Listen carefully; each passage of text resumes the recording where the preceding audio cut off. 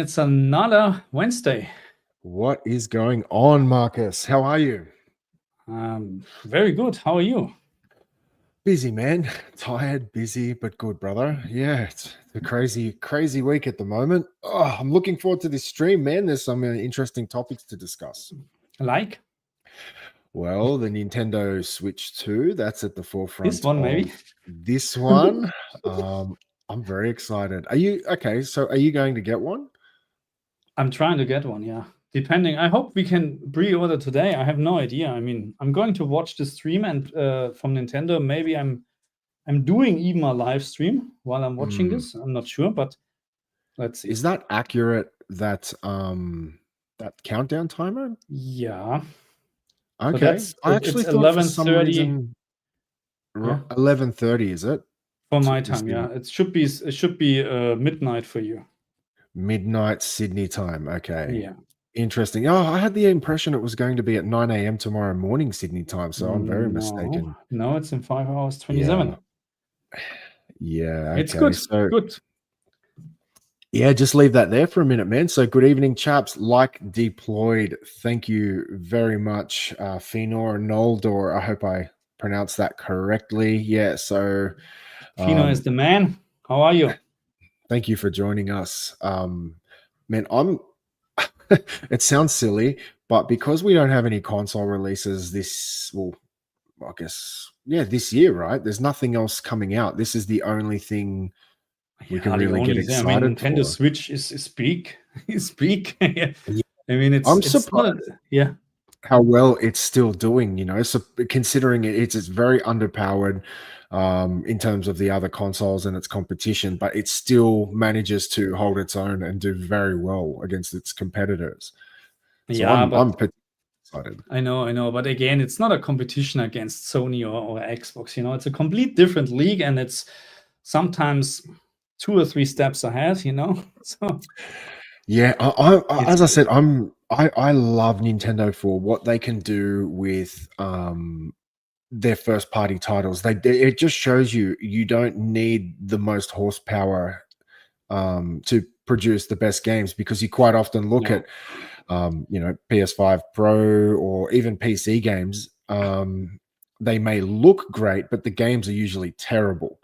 You know what I mean? So like the storytelling is just next level. That's what Nintendo just executes so well on. So that's something I'm super excited for. Yeah, I mean, I had the most fun with Nintendo games, actually, when I remember back, Super Mario Kart, 4 players on one screen. This was just amazing back then. Yeah. Actually, man, that's one thing I love to do is on the 100-inch TV, 4-player split screen Mario Kart on the Switch. Split. So what are you having today? I have a Weinstefan Dunkel, a dark beer today for me. Oh man, see, because last week you chickened out, I just brought like a health drink this week. So I just told you I was not able to go there, but this today. But yeah, man, I'm just so excited for this thing. I can't wait. So like I was reading some of the predictions this morning, and I thought maybe that's some of the stuff we could discuss on this stream this evening. And Fenor says, will it stand up to the big 2, Marcus? Again, it's a different league. It's a different category. It doesn't need to stand up. It's just it sells on its own. There's no problem. Yeah, I'm a big believer the Nintendo Switch is going to smoke the console race this year. Like, obviously, it's a new console. Look, this is just my opinion, but I think people are very worn out with the lack of choice and the lack of options. Like, we pretty much have a PlayStation and an Xbox, and they've been out for several years now. So what else, aside from PC, what else? Hello, Pixely gone. What else is there for us gamers and us geeks, nerds to get excited about? Like, I think this Nintendo Switch is just going to sell insanely well. I mean, we talked about this already. There's nothing what gets us or me personally really excited anymore, because we have seen everything. It's Nintendo Switch 2. I mean, come on. We're talking about PlayStation 6 soon. So It's nothing to be excited or it's just normal. Well, like I said, I feel like Nintendo just has executed so well on their first party titles. In my opinion, the main reason that the PlayStation has performed so well, at least in terms of sales, is because all of their, well, not all of their, but the vast majority of their first party titles are just such bangers. Um, People have to go to that console to get that experience. Like, you know, The Last of Us, Days Gone, Uncharted, the list goes on. You know Yeah. what I'm saying? And it's like, I can't remember, as much as I'm an Xbox fan, I can't remember the last time an Xbox game came out that was like a console seller. Yeah, correct. And again, I mean, I'm hoping, you know, I mean, we don't know much or that much about the specs, but I'm not expecting too much. There is a rumor going on that we have HDR. I'm not sure about that, but I hope so, of course.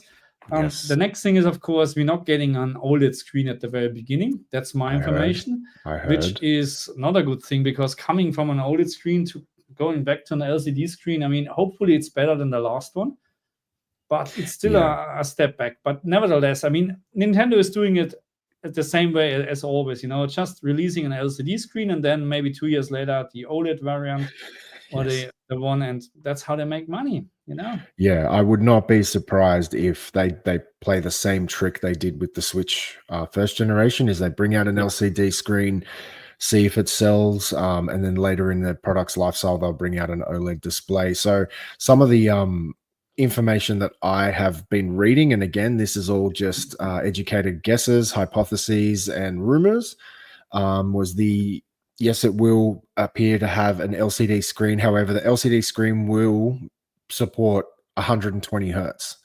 So, and VRR and HDR. So, I'm not sure how much of that will be in whether it's in a docked mode or portable mode. To be honest, I don't really care about HDR so much in portable mode. Obviously, it's always nice, but you really have to have an OLED screen to kind Yeah. of really Yeah. showcase clean HDR. But I would like to see it HDR as well, like the Steam Deck. You know what I mean? I would like to see how good it is actually, because honestly, the OLED screen from the Switch here in the back. Oh, you can't see it actually I can't because this is in the way. But here, you know, in the see the corner edge here. of it. So it is not the best actually. Let's say like this, because especially in very dark scenes, you have the screen tint on an OLED screen. You know what I mean? Yeah. It's not as good. You know what I mean? It's an OLED. It's still better than LCD, but it comes with flaws. You know, and I hope. Of course. And that's the main thing that's the main thing, the screen. You know what I mean? So I hope Nintendo is really paying attention or putting some quality LCD parts in. But on the other hand, we're talking about now how old is the LCD Switch? You know, when was it released? Now we have 7-8 years, you know, advanced. So Yeah. I'm expecting more. You know what I mean? Well, I just think this year, I think Nintendo's had a couple of speed humps. You know, the Wii was incredibly successful. The Wii U was a significant flop.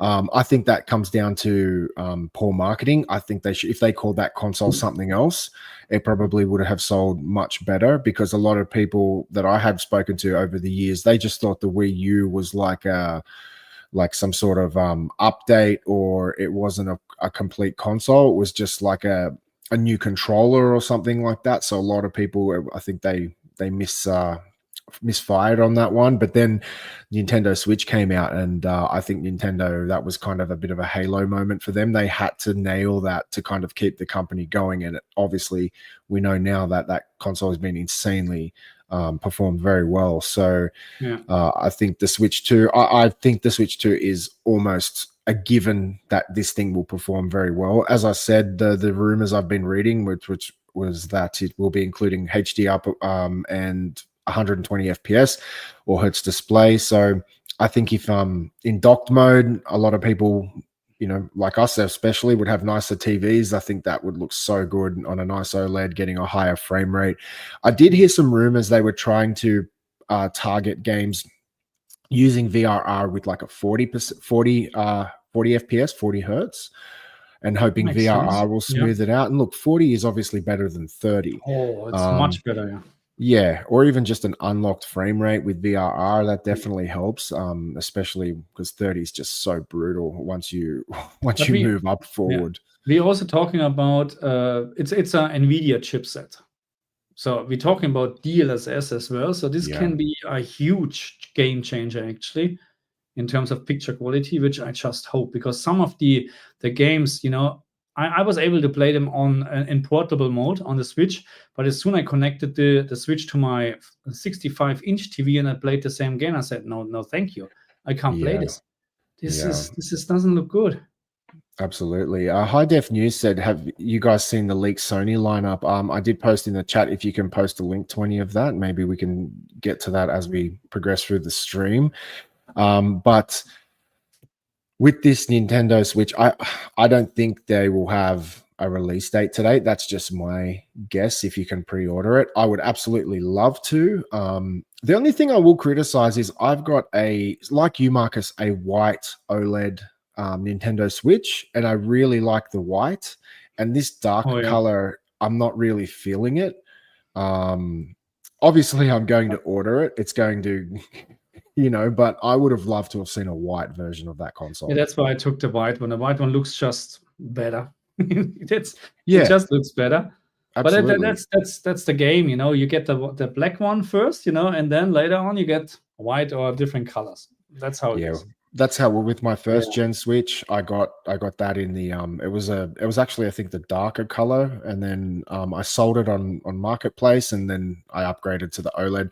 And yeah, that was one of the points I wanted to discuss was we did mention it on the last live stream, which was that with the original Switch, when they went from LCD to OLED, quite often it looks like you're getting a graphical performance improvement, even though you're just relying on the display technology. OLED is so good that actually looked like there was a spec bump. So it is a bit disappointing to hear these rumors that it's not going to be an OLED, but like we said before, it's probably their opportunity later in its life cycle to then say, okay, now we're going to offer the OLED screen. And just before we get to that comment, another thing came to mind, particularly about this Switch, because I'm sure you're aware of the huge community around jailbreaking the Switch, and there's like pirating games. But I'm more interested in side loading software. I like loading old emulators, like playing the old Nintendo games, Sega games, even some of the more modern games that I can run. So it begs the question: when the PS5 first came out, I actually purchased like 2 instantly, and I put one in the box. I never opened it, never plugged it in, purely for jailbreaking purposes, which I have done now. And so now it begs the question, obviously you have to have the money to do it, but do you purchase 1 or 2 Switches and put one aside and hope that they figure out how to jailbreak it and you've managed to retain that original firmware? Yeah, I'm not into this. Honestly, I can't talk about this. I did a lot of things with PlayStation 2, you know, back then, in terms of getting cheap games, but not anymore. I'm just, you know, but it's interesting, yeah, because the systems in this case are capable of doing much more than just playing Nintendo games. You know what I mean? Yeah. But yeah, Yeah. Nintendo is very strict on that. Yeah. The emulator scene is incredible. I think you can load up old ROMs from even up to like a Dreamcast or a PlayStation 1. You can, excuse me. So that's kind of what excites me. Is I'm not too big into piracy. I don't really. I would love to see Nintendo offer something like maybe a Game Pass kind of iteration of their own services. I don't think that'll happen because Nintendo just sells anyway. But I'm not huge into piracy, but I do wish there was more variety and more offerings. I wish they would open up these old markets, because sometimes, particularly with like a Switch or handheld, when I'm traveling, man, I love to go back and play old games. You know what I mean? So yeah, that's for me. That's the attraction I've found. And with my PS5, I have jailbroken that, and that has some old Sega emulators, and even arcade. So like I've got the I'm a big fan of Mortal Kombat, so I've got the original arcade ROMs of all the Mortal Kombats, and man, like that's just something I can't believe they're not offering, if that makes sense. But yeah, that's a question people definitely have to consider. But I'll let you get to this question. So Pixely Gone is saying, I can't get into the Switch on Nintendo itself. I just find the games too kiddie. I do not understand why grown people are still playing Nintendo games. I have not played a Nintendo console or game. So if you haven't played a Nintendo game, then you can't comment. Look, I'm not judging you. If you I like, for an example, I like the graphic style. I do like it, and I like Zelda. I love it actually. It's just a very great game. And who says that a game has to be always very serious and realistic? No. When I play a game, I like to turn off from the outside. Okay, I like to be in the game, and that's what Nintendo games are. Just their own world. It's just great. I mean, Star Fox. Yeah. Remember Star Fox? Star Fox 64. That's when I jumped in. Goodness, really, fantastic such a great game. But see, again, I'm not sure if they offer that on the Switch, but those are the things, if they don't offer, I like to go and emulate. But look, it depends on your age. Pixely Gone. Yeah, like, Marcus and I, we're in our 40s, and look, for me, the new Super Mario Brothers, it was, I think, Super Mario Wonder. Man, that was like such a modern correct, and it title, looks fantastic. But it felt so nostalgic to me. Yeah. And that's why I really enjoyed it. You felt like you were playing an old game, but it had these gorgeous new modern graphics. And I thought that was such a fantastic game. Really impressed me. So if you were an old school gamer, and I think maybe if you were not an old school gamer, that could possibly be it. But I would highly say just give it a chance. Like, even now, particularly with the Switch 2 on the horizon, I've noticed a huge influx of people selling their Switches on Marketplace and other local sites. Man, go pick up a half-price Switch. OLED one. Yeah, like an OLED one, and go get one that's got a couple of games with it. Like, you have to do, what was that? The Super Mario Brothers. Metroid Prime. What was it? Metroid Prime. But then there was the Super Mario game. It was the 3D one, kind of like Mario 64, the modern version. I can't remember what it was called, but you'll find it. But go and try some of those games. Hey, there are so many great games, and yes, I get it. It's not a Days Gone or Silent Hill. It's a complete different world. Forget about this. If you don't like the style of the games, if you don't like the graphic styles, then Nintendo is nothing for you. But I love it. I just like it. It's well said.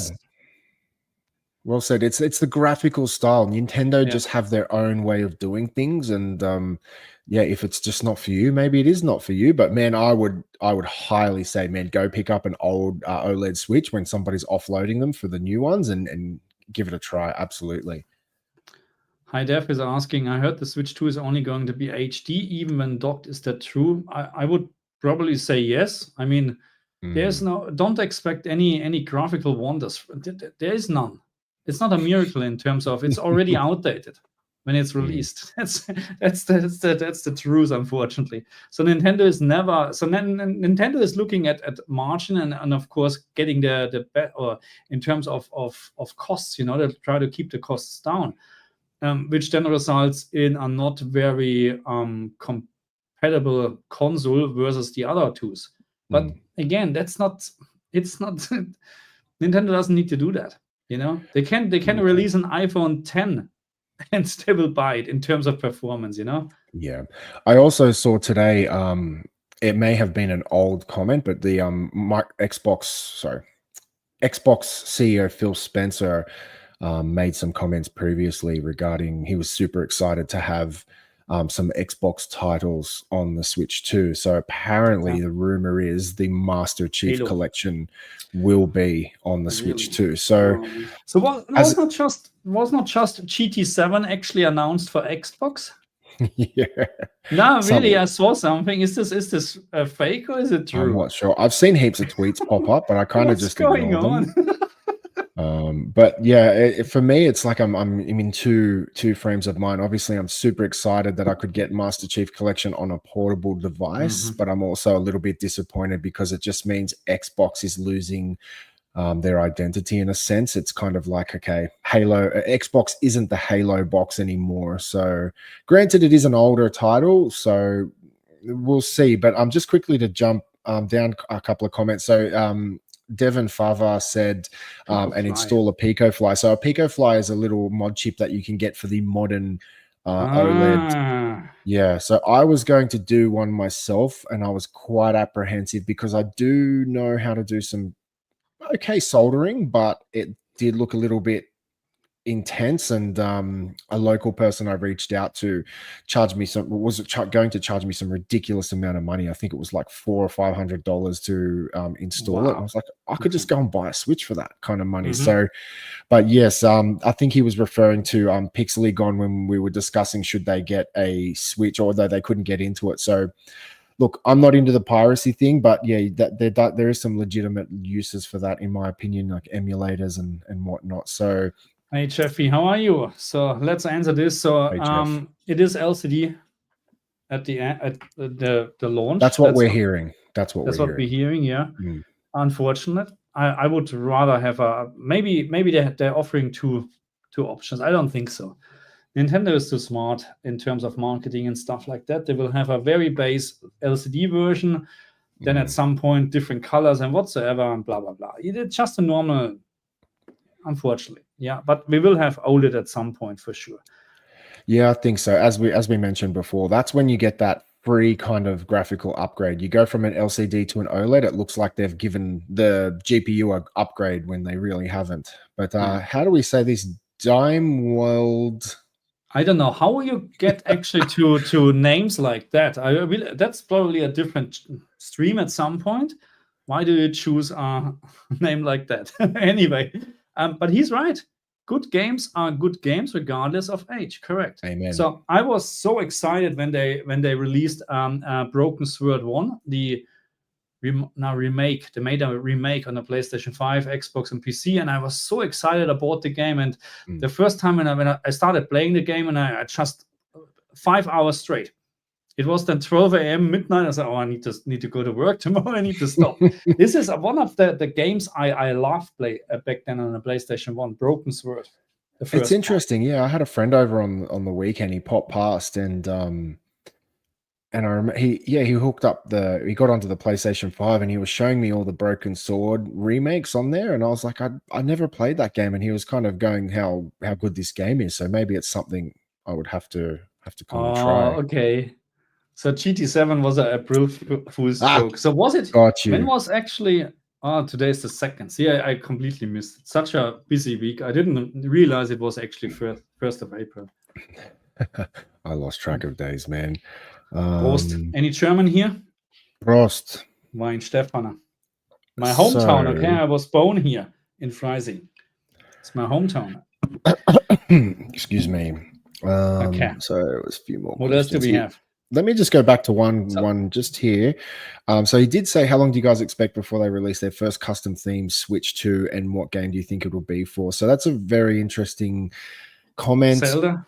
I don't know. Is there anything in... Look, I think they're going to take a while. Usually when a console first comes out, they usually mass produce them at such huge numbers, and they kind of wait for that stock to begin to diminish. In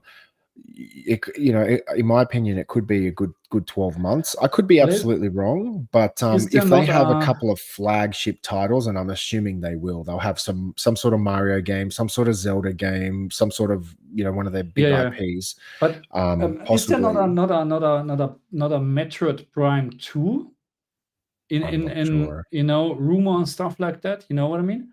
Because we never had actually the 3D Metroid Prime or whatever. So the real, you know what I mean? Yeah. Is there not something like a rumor? Oh my, this would be crazy, Forget really about Doom, you know what I mean? This is the game then. Doom is the only game that has me excited. Not compared to Metroid Prime. But Doom is of course a different story. I'm waiting for this as well. Well, the question is, are they going to have Doom on the Switch 2? We play this on our stream. Man. Doom will be the start for our stream. Yeah, gaming. I'm excited for that. But will they have Doom? What's the new Doom? Dark Ages on the Switch 2. Will they bring a version out?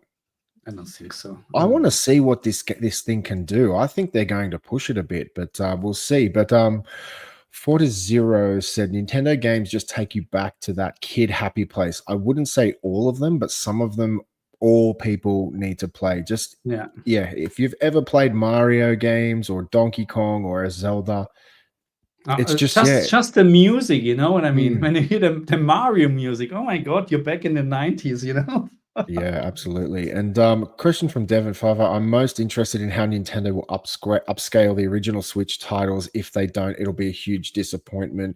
And that's a very valid comment, because Nintendo, I think the Nintendo Switch games look good.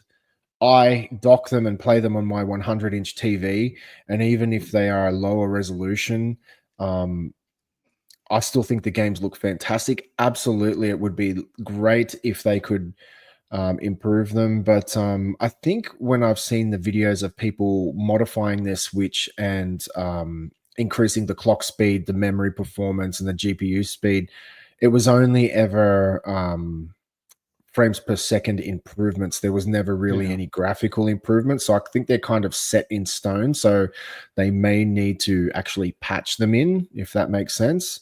So that would be fantastic. Like, there are so many games, you know. I don't know how many games I have for, of course, obviously all the must-buy games like Zelda games and stuff like that.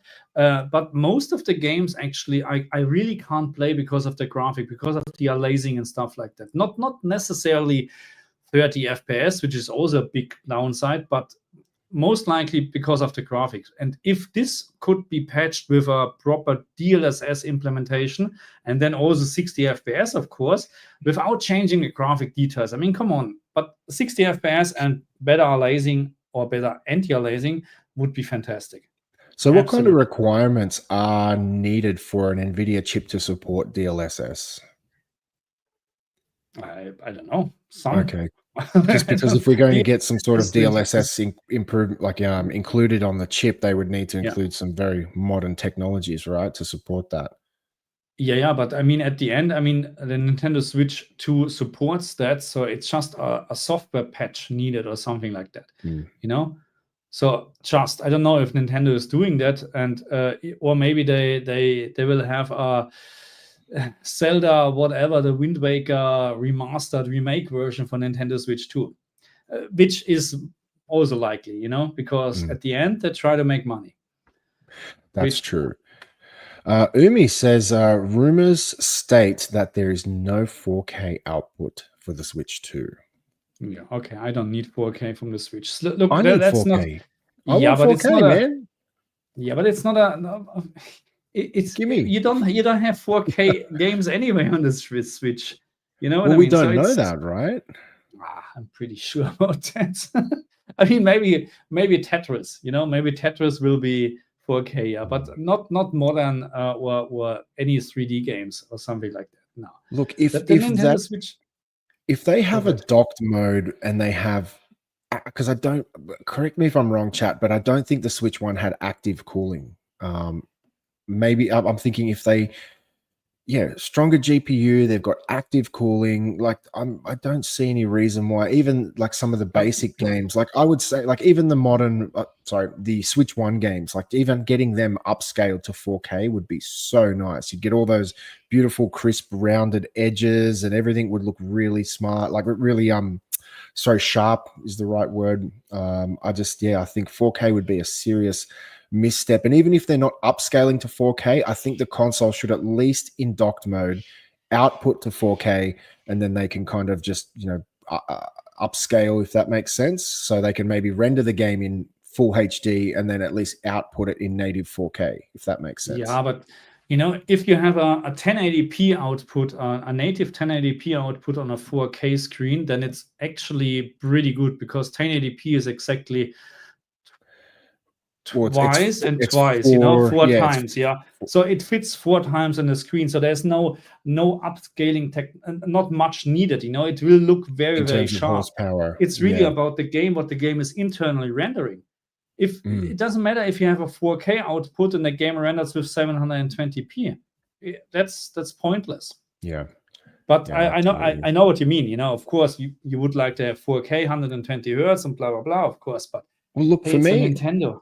even 120 hertz isn't super important to me on a Switch. Would I like it? Absolutely. But if I had to choose between 4K resolution and 60 and 120 frames per second on a Switch, give me 60 at 4K. I'm very happy Yeah. with that. And HDR, if they can do very good HDR, I haven't seen Nintendo ever implement HDR before. So Yeah. it would be very interesting to see Nintendo's quality control on their first party titles if they're implementing HDR, because Nintendo are notorious for being very strict and releasing games that are ready when they Yeah. come out. So if we have HDR support for newer games, whatever, I mean, it can be patched in older games, you know what I mean? But I'm expecting a lot then, actually, in terms of the quality, you know, but I might be wrong. So Omi is saying the stream is early. So that's not the launch stream. It's just I don't know. In Germany we say Vorglühen, which means We're streaming before all the you way till midnight, man. We're going to all the stream way until tomorrow, and then Sunday we still online for Ariel. Yeah.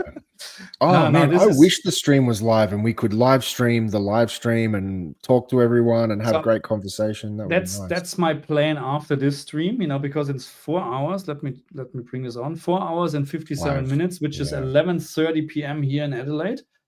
My plan is to live stream, because I hope that we can pre-order it as well, and I'm trying to pre-order. Are you going to stream tonight, Marcus? Yeah. Okay. You're streaming by yourself? Yeah. You can join, but I'm using OBS. I set up the stupid OBS yesterday. Oh my God, is this great? I tried actually eSAM. That's off topic. eSAM for Mac. It has so many features I gave up after half an hour. I swear to God, this is a program, you know, for experts. OBS is already difficult for streaming to get all the stuff in, but eSAM, or whatever the name was, or eCam, sorry, my goodness, has this much features and up to 4K streaming. Hey, that's really good. Anyway, just for us Mac users, because, you know. Yeah. So Devin Farver says improving the frame rate is what I mean. 60 FPS should be a must for old Switch titles. Look, we've discussed this at painful length, but Marcus and I on all of our streams. 60 FPS must be the bare minimum on any platform. I can't believe in 2025 we are still playing games at 30 frames a second. It is disgusting. Call me whatever you want, but I will not back down on that point. Like any game I play in 30 FPS, it is just, oh man, what a wasted opportunity. There's a couple of PS4 games I love to play. It was like a Tom Clancy game. Anyway, I still like to go out and play it, but playing 30 FPS on my OLED, the OLED makes it worse. You know what I mean? Because the pixel response time is so quick, it makes it look so much more janky. So yeah, it's a must. Absolute. I need to. Okay, so there's official word. I mean, look, I'm pretty sure there will be enhanced Switch games for Switch 2. The question is how Nintendo is dealing with that. If it's just an update or you have to pay or something like that, that's the big question. But don't get me wrong. I mean, if I'm getting a Zelda game instead of 30 with 60 FPS, I paid $10 upgrade. You know, I would not pay the full price, you know, just for a simple update or whatever. But yeah. Ghost Recon Wildlands. That's the game I play. It's an old PS4 title. I played the hell out of that game. Absolutely still love that game. And every now and then I'll jump on and go and play it on my PlayStation. And the 30 FPS is just, it's unbearable. So Devin is right. There is a fan in the original Switch. There was a fan. Okay, thank you for that. So he also. Oh, sorry. That's okay. So Brandon said the TV upscaler is probably better than the Switch 2 would be. I don't know about that, man. Every TV upscale is going to be different depending if you've got a good TV or a cheap TV. But I personally believe if they can render games even in full HD and just have some sort of upscaler to bring it up to 4K, I think, man, you'd be surprised. Full HD is pretty clean, especially when you're not playing these like crazy graphically challenging games, you know, like Cyberpunk and things like that. You got to remember, we're playing Mario. We're playing these games that are very cartoonish and soft by nature. So, you know, you're not going to see a lot of those imperfections you would without having a super crazy graphics card. I mean, have you played Super Mario Wonders? Yeah. Yeah, absolutely. Yeah, there's no problem to play this on my OLED screen. It's so clean. It's 60 FPS. You know, it looks fantastic. I mean, it's just a 2D backslash 3D whatever kind of graphic, but doesn't it look hey, great? I love it. I love it. Yeah. And Super Mario Odyssey, that was the game I was also mentioning before. That's a top game, man. Like even that, like as I said, the games are cartoonish by nature, so they're not trying to do these hyper realistic looking characters. So I feel like that also affords them quite a bit of leeway in terms of the graphical horsepower required to render those games. I mean, so Devon here, 60 at 1080p with DLSS upscaling to 4K would be mind-blowing. Unfortunately, I think we have to keep our expectations lower. This is Nintendo after all, and the things is primed to be a Switch Pro. Yeah, I mean, he's not wrong, because first of all, we're talking about this little thing. You know what I mean? It's this, you know what I mean? With gamepads, this, or with the shoulder pads or whatever. And we need to, but the thing is, of course, Nintendo is not comparable in terms of graphical quality compared to other games. You know, they have very, I wouldn't say simple but it's just the style. Like I said, the style is simpler, it's easier. You know what I mean? For the hardware probably. And if they can just improve this to 60 FPS and no anti-aliasing or no aliasing anymore, very sharp graphic. I take 1080p over. With a very great picture quality over 4K with a fizzly shimmering picture quality all day. Yeah. As I said before, a lot of their games aren't chasing hyper realism. You know, a lot of these modern games, they want the characters to look realistic. They want everything to look hyper real. They're very cartoonish by nature, a lot of their games. So in that sense, that's kind of makes it a lot easier to get those games to look good. But what's this comment here, Marcus?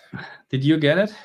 Maybe Tony should cover the Switch 2 content on your channel, Marcus. See, that's why he's not watching my videos. So now I got it. No, Tony is my cameraman. Oh, I've met Tony before. Yeah, he is my cameraman behind. He got a day off today. Okay, I was going to say, wasn't he complaining about low pay or something like that? Yeah, he's always. Since I started the channel, I can't pay him. Spent too much money on my MacBook. Brendan Mishima, just wait for 30 FPS GTA 6 on console, man. This will happen. A 30 FPS GTA 6. Well, obviously the game is going to be insanely taxing in terms of the GPU budget, but it's open world as well, so that's also a huge issue with memory bandwidth. The thing is, I don't understand it. I said you played Indiana Jones on the Xbox. How do you like the graphic? It's really good. It's really good. I thought it was good. Yeah. Obviously, it can always do better. Of course, but it's stable 60 FPS, huh? Yeah, and that was a big thing. Like even on the weekend, I played a few games on my console, and straight away I was like, "Ooh, the 30 FPS is just too rough." But 30 is a minimum. Obviously, I would love to have played it on a higher refresh rate. But man, if they bring out GTA 6 on a 30 FPS target, I think that no one's going to play it on console, man. I don't know. That's too rough. It's too rough. Yeah, it's. No, I can't enjoy this. 30 FPS. Yes, that's correct. Yeah, it's too hard to enjoy. But another comment from Devon Fava. So if Nintendo wants to be wild, I'll accept 40 FPS in 120 hertz container. So that looks like that's the general consensus going around, is that they're going to implement a VRR or have some sort of VRR implementation, and then they're going to somewhat uncap the frame rate. Because in my opinion, 40 FPS is significantly better than 30. I feel a big difference from 30 to 40. Obviously 60 is my minimum, but yeah, 40 FPS with VRR, maybe an unlocked frame rate, but the target's 40, so sometimes you go over or under budget. I think that would be a very nice touch. Yeah, this is good. Would be just interesting how they're dealing in general, because I mean, Nintendo Switch 2 here, 120 hertz screens are no problem. They can always do 40 FPS. But what about the people, they like to play in dock mode and have just a 60 hertz screen? So they need to implement now suddenly the other graphic modes as well. So is it now that we have a 60 FPS mode on top, or are they just skipping this and going back to a 30? That raises an interesting question. I wonder if Nintendo, I doubt they would ever release this information, but what percentage of people play in docked and in handheld mode? So for you, what do you primarily play in, Marcus? I haven't touched it in 2 years. But what's your primary in the past? Like, were you mostly in docked or handheld? Mostly in docked, to be honest. Okay. So when I played Super Mario Wonders, I played in docked mode. So okay. That's. Yeah, for me, when I'm at home, I generally turn on my Xbox or my PlayStation. But every time I've traveled, particularly overseas or longer trips where you stay away from home for a few nights, I've played the hell out of my Switch, and that's generally where I get my game time in with my Switch. But that would be interesting. So, because I'm seeing quite a few comments around like the dock mode and the different performance targets. But yeah, will be interesting. Look, we'll know in less than 5 hours. That's for sure. We know in exactly 4 hours and 47 minutes. And I just hope that my stupid live stream works then. Look, if I'm awake, man, I might actually join you. But it's highly again, I'm streaming, and the plan is to stream on OBS because of the quality. Because otherwise, with StreamYard, no one can see what is on the screen. I think that's pretty clear what you've got here with the animation playing. Yeah, but you have to watch this then in live. StreamYard is really bad. You know, it looks good here, but not on YouTube anymore. That's true. That's why. Anyway, that's why OBS is just good. Yeah. Devon Father said they're probably going to charge for an enhanced update for both. So that's one thing I noticed on the PlayStation on the weekend. Quite a lot of their titles, if there is an upgrade, they will charge you for it. On Xbox, I believe any kind of enhancement is free, or you just buy the title as it is. So that's like, I feel like Xbox is a bit more friendly with that. Correct me if I'm wrong, but I certainly hope they don't. But look, Nintendo is also quite notorious for making people pay for every inch or every minute of the game that you play. So it would be a nice gesture if they do not. But yeah, this one, we'll see. Do you think the Switch 2 will output HDR? I mean, yes. I hope so. I hope so. Apparently, can you imagine? Mario Brothers Wonder or Super Mario U or whatever it was, Super Mario. Sorry, I'm sleep deprived at the moment, but some of these old Mario titles, the Zelda titles, even just playing them in HDR on a nice OLED big screen, how much that would make the game feel fresh. With the colors, you know what I mean? So let's give us, because all the people always complaining, oh, we have no PT 2020 colors. Here you are. yeah. I mean, Nintendo games are, that's the thing, you know. They would be perfect for HDR, especially colors, you know, especially colors. And especially on a QD. Oh my goodness. Absolutely. Like that, I think Nintendo games are more suited to HDR than pretty much any other game out there because they are cartoonish by nature. You can just nail the HDR you can just do whatever you want because it's not realistic. You just make a red which is killing your eyes, you know. Just do it. Absolutely. So let's I had another question, but I forgot it. That's okay. We'll continue here. So yes, Ghost Recon Wildlands is on PC if you don't want to play 30 FPS. Unfortunately, I do not own a gaming PC. I would he has everything, you know, but not a gaming PC. We feel so bad. But it's like, man, I'm playing a PS4 title on my PS5 and they can't patch it to give me 60 FPS. Like, what's the problem there? It's just the developers have moved on. They don't care. You know how easy it would be to deploy a patch for these old titles, just to write a simple line of code that unlocks the frame rate. Like, I know. But play Killzone. Killzone, I played this a couple of months ago. Killzone, PlayStation 3, or is it PlayStation 3 Killzone? You can play the PlayStation 4 version or whatever. Oh my god, this game looks good. Oh my god, this game looks good. This is crazy, you know. I actually replayed the campaign of Shadowfall, which was a PS4 launch title, which made me buy the PS4. I actually just played that maybe 3 months ago. I replayed the campaign. It's offline now, so they've killed the servers. So when you open the game, it just says like everything's dead, but you can still, thankfully, it's one of these old legacy titles that still allow you to play the campaign Thank you very much for this, yeah, that I can play even though my they game killed what it. I bought.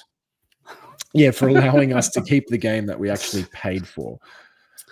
I miss Tony. Watch my latest shorts. I did some shorts, I'm so proud of myself, with the iPhone. It's so simple and easy. I'm so proud. Watch my shorts. I did some shorts with Tony. I'll check them out. Zenki, do you guys think the older Switch titles that were locked at 30 or 60 will run at 60 or 120 on the Switch too? So that kind of leads into the previous question. They may charge for an enhanced update, whether they just include it. Look, obviously it will require a patch because their games are primarily locked. I'm not sure if there are any that are frame rate unlocked. So that was a benefit of also modifying the Switch. You could unlock the frame rates and increase the performance. But yeah, we shall see. It's hard to say because Nintendo can be a bit stingy sometimes, and you've seen the way they treat the community. If you post something they don't like, they will just take you offline or send the lawyers. So, they have this very family-friendly image, but you don't F with them. So we'll see, man. Very interesting. Pixely Gone is asking, do we really need 4K on a small screen? Yes. This would just affect performance. It's just the resolution of the screen. That doesn't mean the game runs in 4K. I would prefer a 16K because it's just the points of the pixel. The more pixels you actually have, the better every picture looks because you have a very fine upscaling. You know what I mean? So it just can put, or it can. What's the right word in English? But it can distinguish between different parts of text or whatsoever much better. So it would be in general much sharper. Even so let's say 720p output or upscale to 1080p is not as sharp as upscale to a 16K screen. That's the deal, because you even the same size, but you can make it much more detailed. Because yes, 4K would be nice, but. Well, think about this. I've just kind of looked up some information. So on a 27-inch 4K monitor, the PPI, or pixels per inch, so the pixel density is 163 on a 27-inch monitor. On the current iPhone 16 Pro, the PPI is 460. So when you kind of make those comments, is it really necessary in a screen that's small? Well, your iPhone or your phone is much smaller and has a much higher PPI. So you can obviously see how clean that screen looks. So why wouldn't you want it to look just as sharp as your phone or better? Absolutely. And just think about it's not just about the games, but just think about you have a 4K display and you're browsing to the store or whatever. And this is in 120 Hertz as well. It would be a much, because I mean, honestly, I'm coming from my S9 Plus and I bought the iPhone 16, okay? This screen, just when you scroll through text, you can read now the text while you're scrolling because it's 120 Hertz, So with 60 Hertz, it's not possible. I mean, it's just, it sounds like a first world problem, but that's how it is, I don't want to miss it anymore. And the next step is 240 Hertz. That's how they sell us every year when it comes to OLED TVs or phones. It's like, oh, you want an extra 50 Hertz? Yeah, you buy a new one. Another 5,000. Yeah, absolutely. It's crazy, but Fortis0 says, in my honest opinion, PlayStation and Xbox need to chill with their hyper-realistic graphics. Development costs have gone through the roof. And that was, I remember, one of the initial hyper criticisms when they started to introduce ray tracing. So they were spending all their GPU budget on ray tracing graphics when they could have just not bothered with ray tracing. I don't think it's that important unless you're on a PC and you've got that kind of GPU horsepower, and just focus on getting the graphics looking good and be smart and more efficient. So I definitely need to. I know what you mean. And look, so many, we're talking about ray tracing. RTGI as used in Assassin's Creed Shadows. The difference between the base PlayStation 5 and the PlayStation 5 Pro is huge. And we're talking about the 60 FPS mode. So the PlayStation 5 Pro can easily display the game with probably the same or more or less the same resolution, but with RTGI, global illumination. And the difference is like day and night. I mean, it's like day and night. You have better shadows, you have better lighting. And this is really crazy, but I agree with you. I would not like to use any ray tracing effect if I have to go back to 30 FPS. It doesn't make sense. Absolutely. Okay, so don't do this. That's stupid. Absolutely. Let's see. So another question from Devon. Is on a roll tonight, man, and thank you for everyone who's contributing to all these great questions. Thank you. Keeping the stream rolling. So Breath of the Wild is going to be a $10 enhanced update to enable 60 FPS. I really hope they don't go down that path. Like PlayStation's doing that.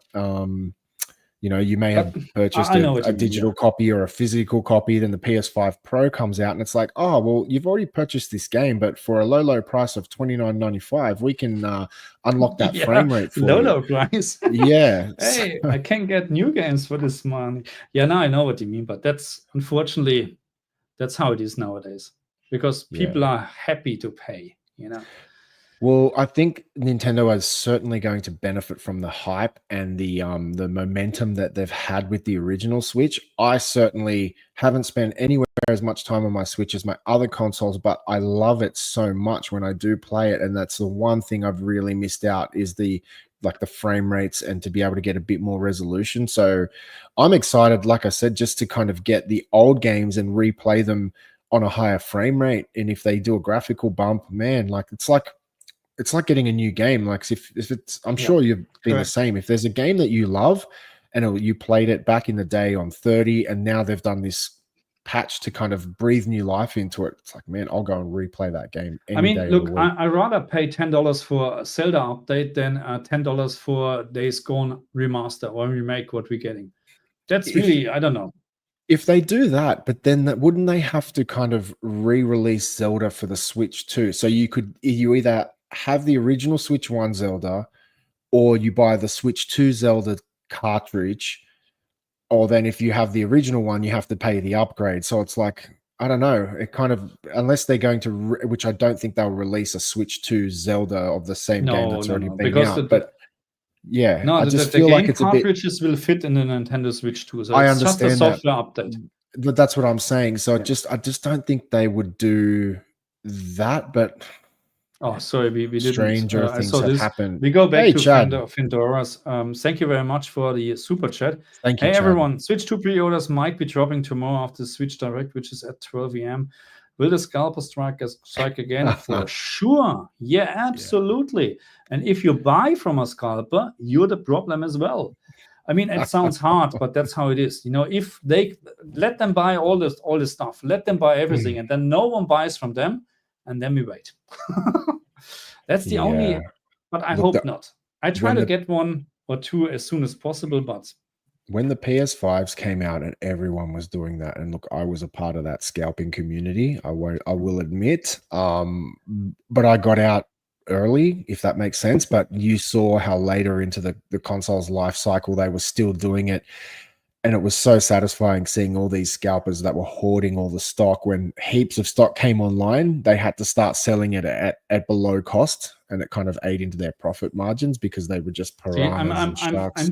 I'm too nice for this. So I was lucky. I got 2 PlayStation 5s from JB Hi-Fi and from eBay Games. I was so lucky, and I sold one for the exact same price. I was so stupid, but I'm too nice for this. I put it on Gumtree. And you can't believe, you know, you press upload or whatever, click, and then maybe not even 5 minutes later, so, okay, you get it. No worries. Yeah.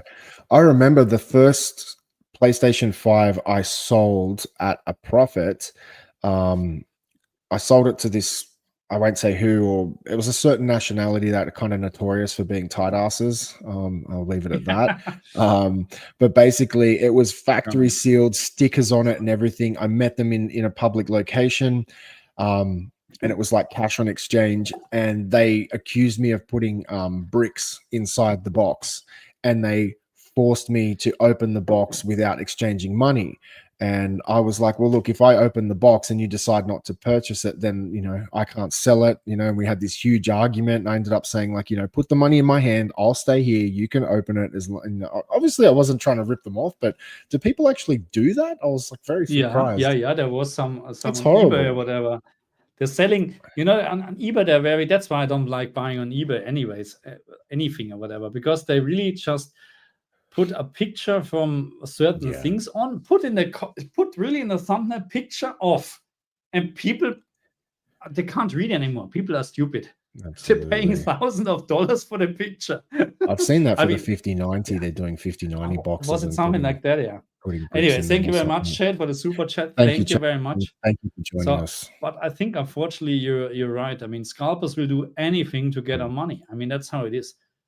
But there's always two parties involved, you know, in my opinion. That's the problem. Of course, one person ruins it for everyone. But comment from Brandon, I think there will be 2 Nintendo Switch 2 bundles. The basic edition will be $4.99. I'm assuming that's US dollars. Premium edition will be $5.99. Stock will what be is the very difference? limited on the basic model during the game or first 2 whatever? years. In terms of the premium model for $100 extra, what do you assume or guess they would be including as a premium? Would that be like some bundling games? Like bundling games or something? Because I don't think there'll be different iterations of the hardware. I think the hardware will just be No. I hope there's nothing in what I already have, because it doesn't make sense to put Zelda in. You know, everybody has this game. Everybody who owns a Switch has the Zelda games. That's my opinion. So I don't know what the difference is. Just let us know. High Def News. I'm hearing that Nintendo will be pushing a GameCube revival with the Switch 2. Hear anything about that? Did you guys own it back in the day? So I actually have heard about the GameCube revival. You go ahead, Marcus. No, I had the GameCube, but I haven't heard about any revival, honestly. Yeah, so I've done a little bit of reading and you know, scouring around YouTube and different news sites, and yeah, I've seen some I've seen the couple of leaked photos. It looks like there's a GameCube controller that they're going to remake, if I'm not mistaken. So there may be some sort of like, they'll release the GameCube games, and then you can buy a modern GameCube controller so you can get that true retro experience. I think that's cool, man. Like, I like seeing all the old games come back, so that's hence a lot of the reasons why I like to jailbreak my consoles, is just to put ROMs on. So what is this? What is a Vectrex 2? That's a game, isn't it? A game? I never heard about this, honestly, or maybe not. Vectrex 2. I could be mistaken, but I thought that was a game. Oh no, Vectrex. That's an old console. I'm just typing this in, having a look. It's a very old console. Wow. Okay. Yeah, that's old school, man. Old school. I had to buy a grip for the Switch to stop my fingers cramping. I know exactly what he's talking about. We've got these big man hands, and I always found I had to condense my hands really tight, like I couldn't stretch out like a gaming console, and I found over extended periods of time. Maybe that's the ultimate version from the Switch, you know, just a bigger one. Maybe. So Fortis0 said, Switch 2 will be my first Nintendo console since the Super Nintendo Entertainment System. I'm looking forward to it. So congratulations, man. I hope you get a early console allocation. I think this thing is going to sell stupidly well. Yeah. So like cutted bread. No worries, like cake. But oh my God, all the Nintendo consoles. Now, not all of them, okay? I'm not lying. But most of the Nintendo consoles were must-haves, actually. Starting from the Game Boy back then. Game Boy. Yeah. I never had the Game Boy. I had a Game Boy. Game Boy was never.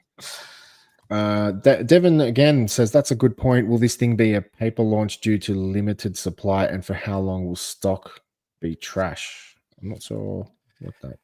I hope not, but you never know nowadays. I mean, everything is paper launch so far.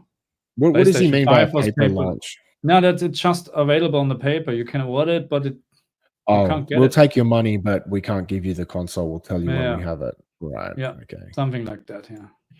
This is a good question. So Dime said, do you think Nintendo will take advantage of AI, possibly in the chipset? I'm not sure. And, you know, honestly, in Nintendo's in Nvidia's cutting edge GPUs, they're claiming there's all this AI stuff built in. Geez, I don't know how that would go for a budget handheld console, how that would increase the price points, because I know Nintendo are very sensitive about that. It's DLSS is not automatically also AI stuff, you know, in the background somehow. Machine learning stuff or whatever. So yeah, maybe. Another comment from Chad says, yeah, modded Switch is the way. Ocarina of Time, 60 FPS, 1080p textures. And yeah, that's what I was saying. So generally, the jailbreaking community, that's what they've got. They've been allowed to overclock a whole bunch of things in the Switch and basically unlock its true potential, which is, it's a little bit disappointing when you can illegally hack your device that you have paid for and get performance that's actually in there. I understand why they limit it. It's kind of, fail safes and safeguards to stop the hardware from being damaged. But it is disappointing to know that it's actually capable. So yeah, we will see. So another one from Devon: would be very nice to have a low firmware PS5. As I mentioned, I have a launch PS5. It's on like firmware 1, like version 1 something. It's super low. Like it's funny because when I turn it on, the dashboard is so different to the modern ones. It looks ancient, but it's good to have. That's why I was saying earlier, do some people consider purchasing 2 Switches? It is certainly on my mind. I would, if I can get a Switch allocation at launch, I would probably not update it. I might chuck in a few games. I'll have to buy games, but it's always good if you can modify it later down the track. We have this Chris Newton. How are you? Hey Chris, how you doing, my man? Welcome to the stream.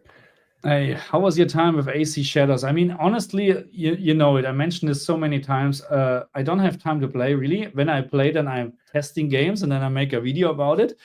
That was my time with AC Shadows. I like it, honestly. HDR implementation is good, not reference quality, but good.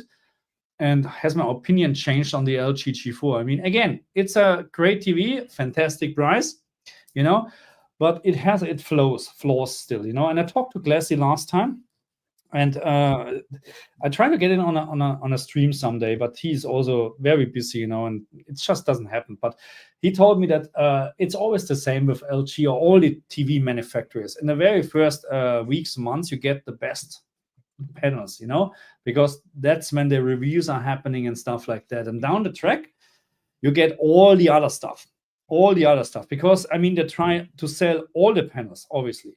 And because I bought the G4 more or less end of life, more or less. It's still not end of life, but you get my point. Of course, you're not getting the best panel anymore. But I'm not disappointed. I'm happy with the TV, but I'm just not as happy as I was with my G2 and my CX, because I bought them at launch, and they have a much better panel inside. Full stop. That's how it is. I'm happy with the G4 because price was just fantastic. Thank you. It's interesting. This afternoon, I actually received an email saying that some of the retailers in Australia are selling the the 65-inch G4 now for I'll say it in Australian and US, so for $1,880 or $2,988 in Australia. So the G4 65 is having a very, very good sale price right now. So, and this is what Marcus and I always discuss. Look, do we take this on or advice ourselves? Generally not. I'm stupid. When a new TV comes out, I want it and I pay that stupid premium, and I always kind of kick myself. But now is a great time to go look at a G4. Absolutely. Because the prices are just getting more reasonable. Yeah, and the new G5 is also listed as the same price as the G4 last year. That's what I saw. I mean, correct me if I'm wrong, but that's what I saw. 5,200 something, as always, which is ridiculous. I'm not paying this, honestly. Yeah, it's just absolutely too much. Sorry. So Brandon says, imagine Nintendo games playing on an Xbox Series X. I would love that. I just don't think it'll ever happen. No, this will never happen because it's Nintendo. It's never. Nintendo is not. No, why would they do this? They're selling so many consoles, more than Nintendo and Xbox probably together. I don't have the numbers, but they don't need to do this. Yeah, Nintendo don't share. That's the thing. I think Sony doesn't share. Well, Sony, let me back that up. So Sony has started to share with PC, but Nintendo doesn't share. The only other time I think Nintendo shared was a very long time ago. I think it was the Philips CDI. there was a console where Nintendo partnered with Philips Oh yes, because Sony screwed them over when they were building the CD add-on for the Super Nintendo, which actually ended up eventuating to become 1. what we know now as the PlayStation 1. Yeah, correct. So Sony, Thank even you. though they got screwed, they actually it was a gift in disguise. But Nintendo. So I guess my point was that was the only time Nintendo allowed their IP to be on other consoles. So would love to see it. I just don't think Nintendo share. I know Xbox has flagged their intentions that they will be putting a lot of their titles on the Switch this year. So yes, stay tuned.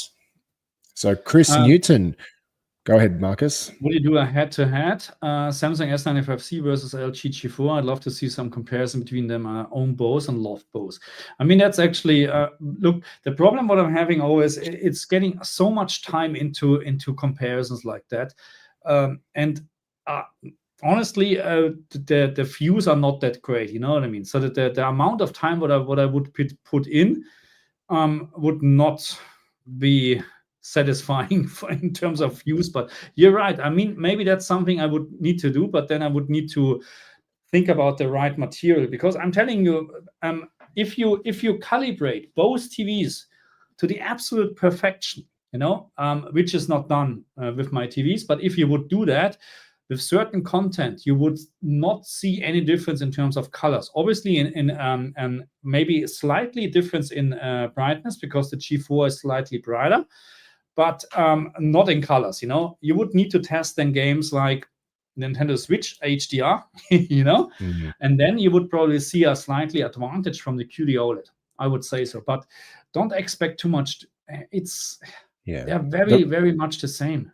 The only issue I see with those kind of creating those videos is because you're creating videos and content on, say, TVs that aren't so relevant anymore. They're kind of the old TVs. People aren't going to be searching for that kind of content because they're going to be looking for G5 and S95F and that kind of stuff. So like the time you might put in it might not be kind of worth the effort. But the thing is what people, so we're talking about two different panel technologies.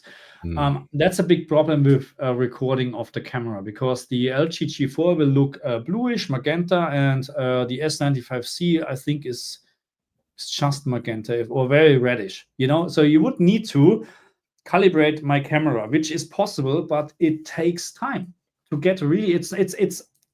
In theory, it's just a button. You can calibrate the camera with a button on a white point, but it's not that simple, because the camera is also making mistakes, you know. So you would need to spend a lot of time to make sure the white is exactly the same on both TVs, because I know exactly what's happening. I watched so many KG videos when he compared 3 TVs next to each other, and then, oh, the LG looks bluish. I don't like this. I like the S95C better. Yeah, but the camera.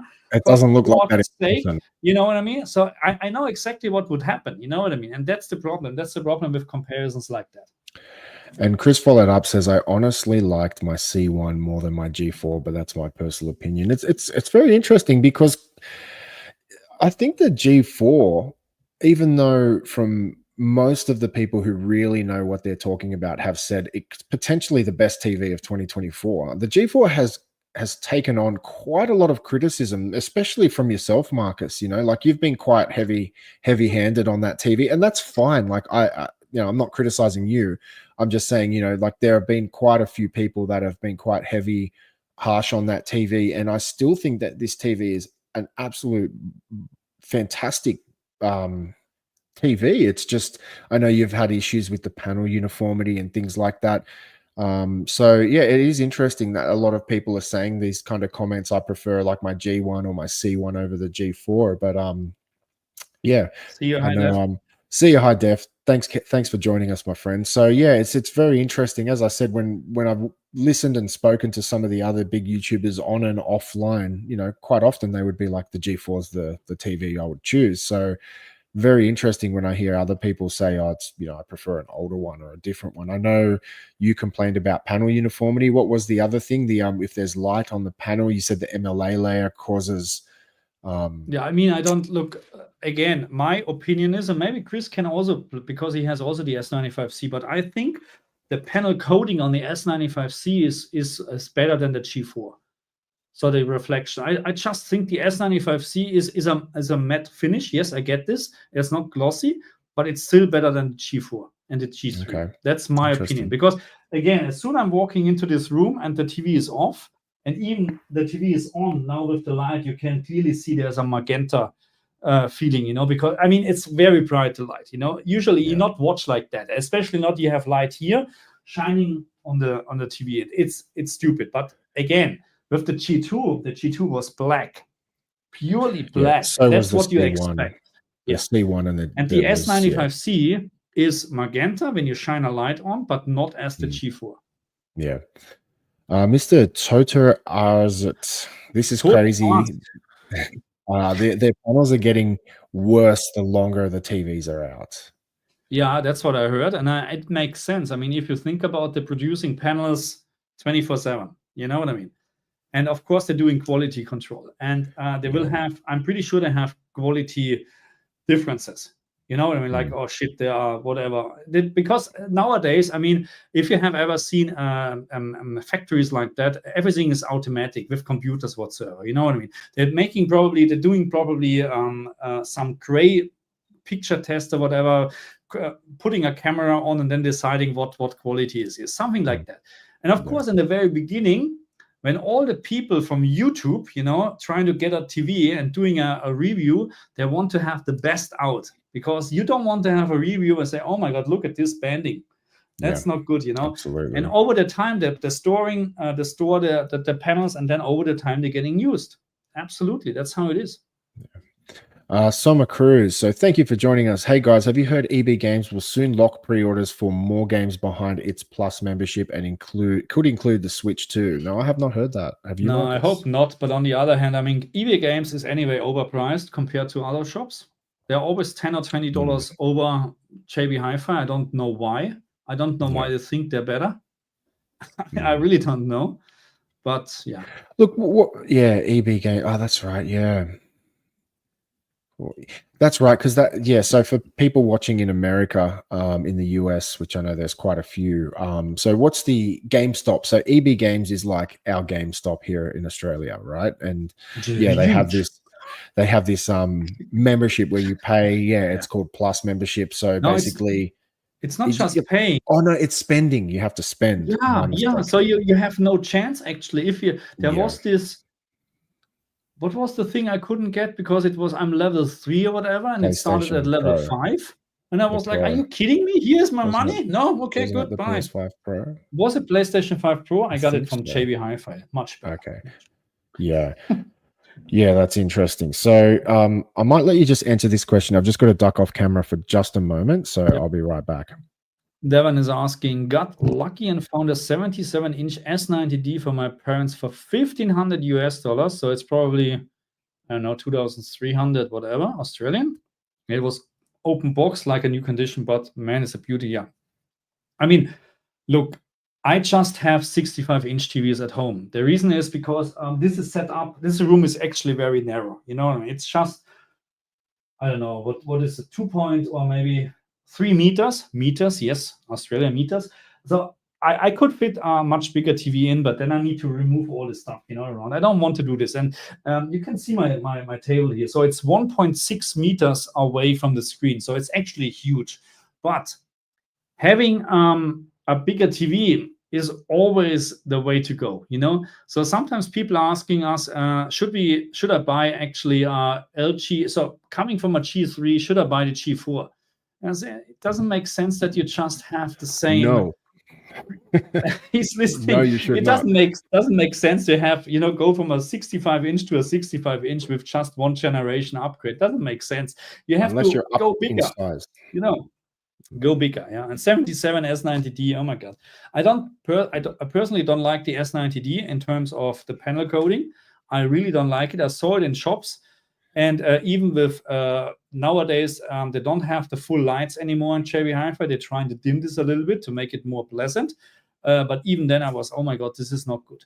And they do, I don't know, Chris, why are you having OLED TVs next to micro LEDs or LCDs in general with dynamic backlight or whatever. So OLED TVs will always lose in a shop like that. You know what I mean? No way. It's interesting that matte finish that Samsung seems to be doubling down on.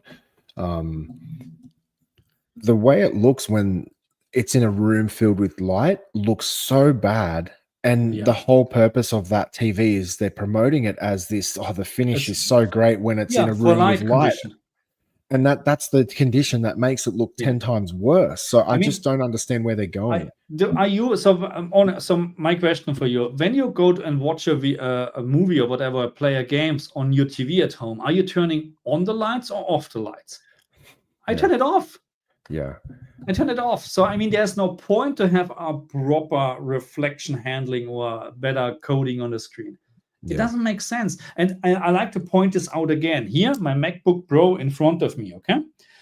I compared the matte finish, the nano texture, whatever, plus 230 Australian dollars, if you like to get this, with the glossy one, which I got. And the nice Apple guy, you have to get, you know, and I said, no, it doesn't look as good as the glossy one. You have about reflection. I said, hey, look, this is now the shop. There's a lot of light. I have no problem to work on this in these conditions. What is the problem? It just looks better. If the display is bright enough, it will overcome a lot of those extra lights. So absolutely. Pixely Gone, on the topic of TVs, what is the probability of companies releasing a scummy patch to ruin the picture quality to force people to buy the newest ones? Or is this even possible or just a conspiracy? Look, it's obviously possible. It is possible. I mean, look, we had the true stories with the printers and stuff like that, you know, where there is a counter built in. It's proven. HP and Canon or whatever put in their firmware a counter where it at some point, you know, it just stops working. And you know, they proved. It's called planned obsolescence. Yeah, which is of course terrible, and they should pay billions of dollars for this, you know, in my opinion. But it is possible. Look, I certainly think a lot of modern technology, whether it's cars, TVs, phones, whatever appliances you can name, I think certainly a lot of them have a shelf life. It's planned obsolescence. They want them. Like how many times? I'll ask, I guess, the chat and you in general, but it's more of just an open question. I don't need answers. But how many times have you bought something and then like a month after the warranty runs out, it breaks? You know what I mean? So it's happened to me so many times with cars, with appliances, with TVs. Stuff like that's that. the problem.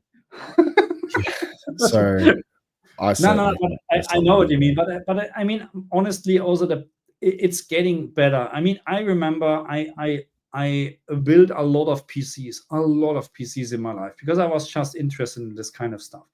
And the issues what I had, especially with RAM, was not to describe. Nowadays, you buy RAM and it just works. I haven't had any issues the last 10 years. So the quality is getting obviously better. That's a problem for companies because the quality is now better because of everything is getting better.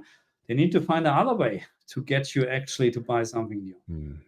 So, but I'm not saying it's also on purpose, okay? But it's hard to say, but it's also the problem is the repairability is so poor. There's no repair. What can you repair on an iPhone? Yeah, I mean, often they just tell you to throw it out and buy a new one. You know what I mean? Like I had to go on. So the reason why I'm coming from my S9 Plus is because my S21 Plus, I dropped it. Okay, screen broken, not usable anymore.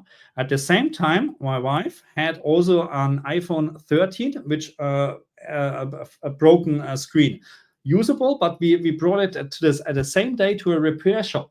Said, hey, replace the screen. iPhone $130, Samsung $430. I said, what? Yeah. Samsung is blah blah blah, and this and this and this. That's how it is. I said, really? Yeah. So Apple is not happy when you do that. Okay, so Apple tries to avoid that. But anyway, so we ended up, no, I'm not spending $400 for replacing a screen and have an old phone, but we went ahead with $130 for the iPhone 13 because it makes sense. So that's also the reality. Samsung, from my experience, when you break the screen, it's done.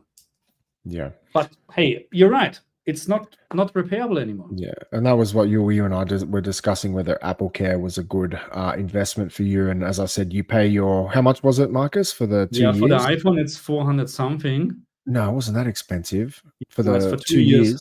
Yeah, Was it $400? Yeah.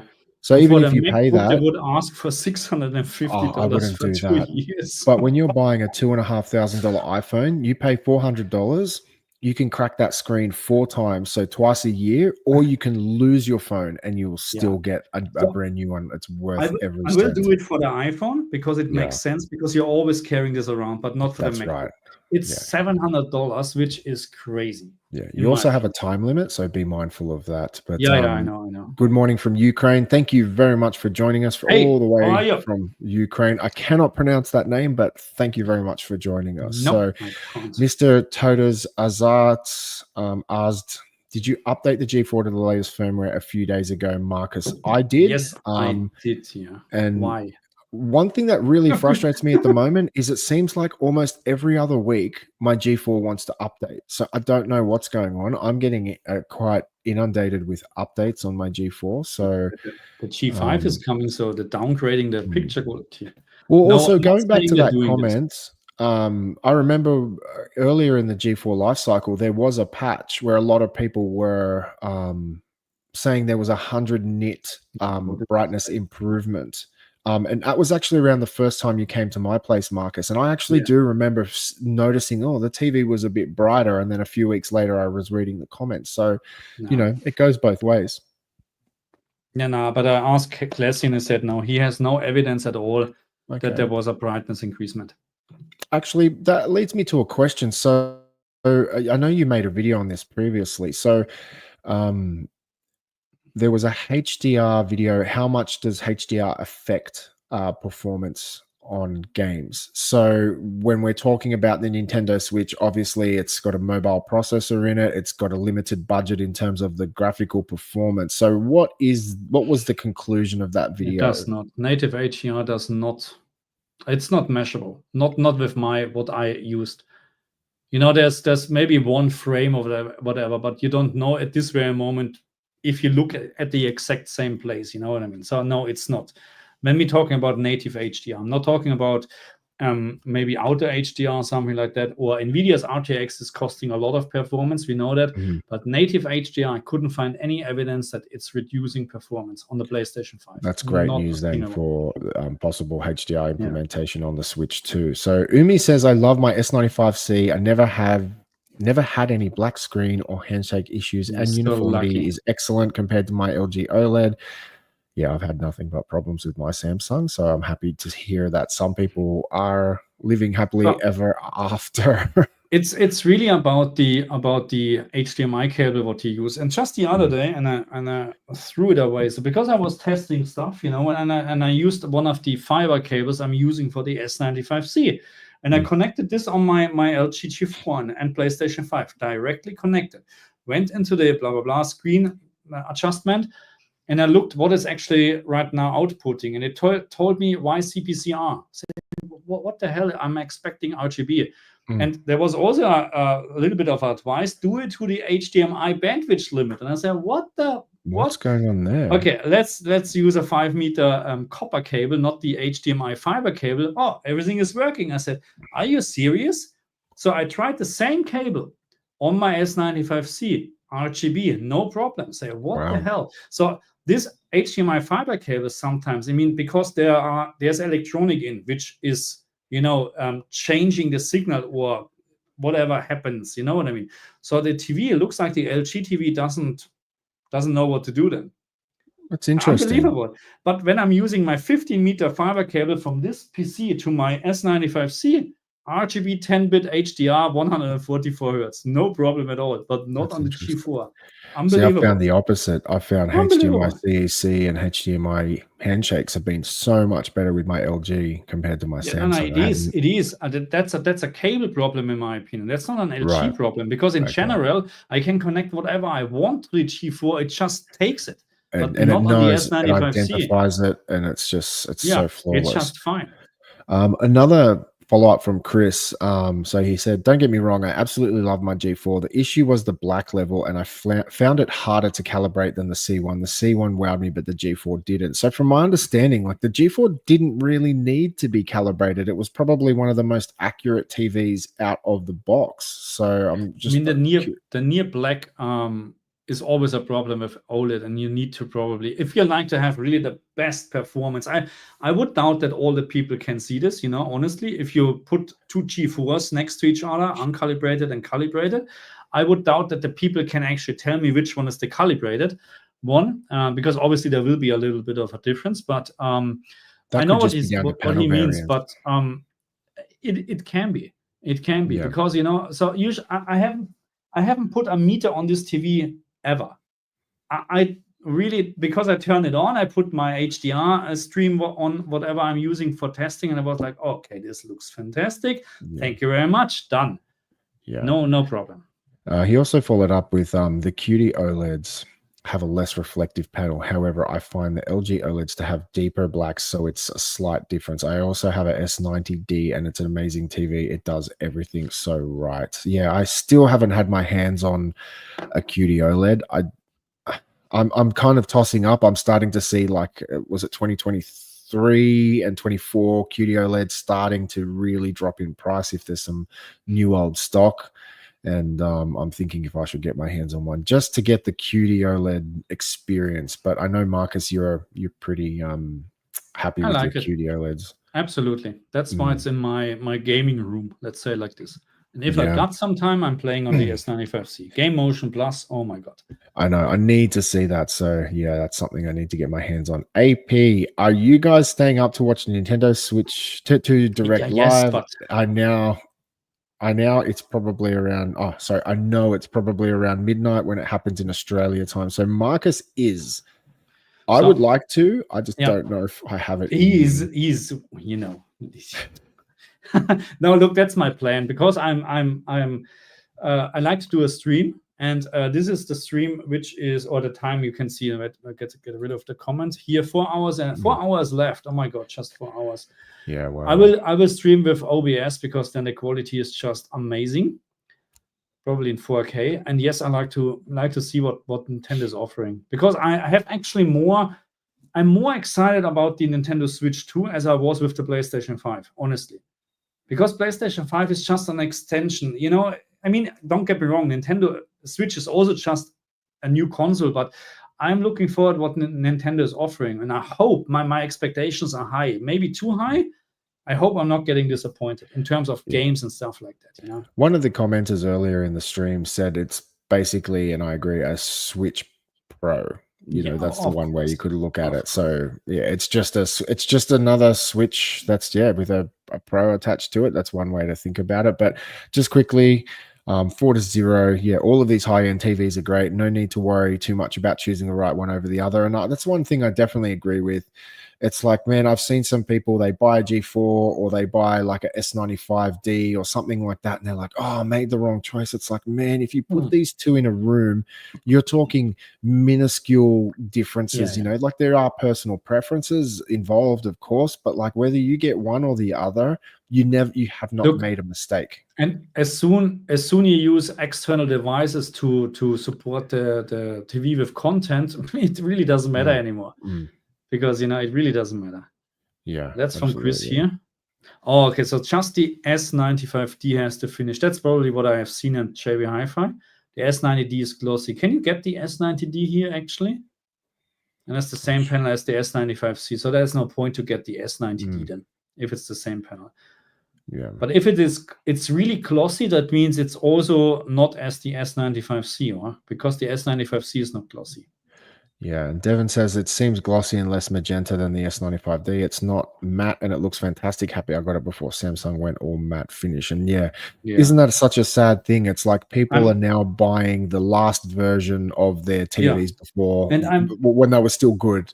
I'm so happy because I watched, of course, Glacier and KG when the S95B was released, and And I mean, it was fantastic. This TV with the first, it crushed LG in the back, absolutely. And it was great, but it was not as good as the S95C, not even close in my opinion. I mean, the S95C was just because second generation, and they learned from their mistakes with firmware updates and stuff like that, and didn't mess around anymore.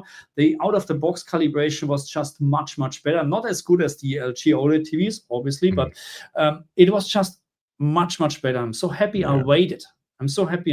Yeah.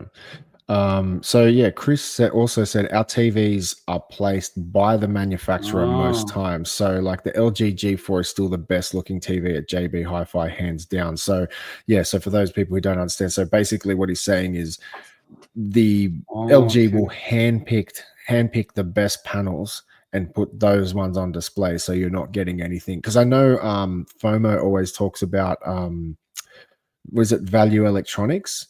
Yeah. They will, if you pay, they will actually open box TVs and handpick the best panel, so you don't have to worry about the panel lottery. So, yeah, that's quite interesting. I didn't know that manufacturers are basically, I'm sure they know there's a panel lottery, but they are making sure that only the best ones go out on display. I mean, the panel lottery is much. So with OLED TVs, I mean, you don't need to worry too much about panel lottery. Honestly, that's my opinion. With LCD, it's a different story, because I mean, regardless of what LCD TV I've seen, I'm not happy with them when it comes to panel uniformity, okay? And by the way, Chris, you don't need to be sorry if you're typing too much. That's the point of having a man, you're welcome. Okay, so just continue. You're more than welcome. But yeah, OLED, I mean, look,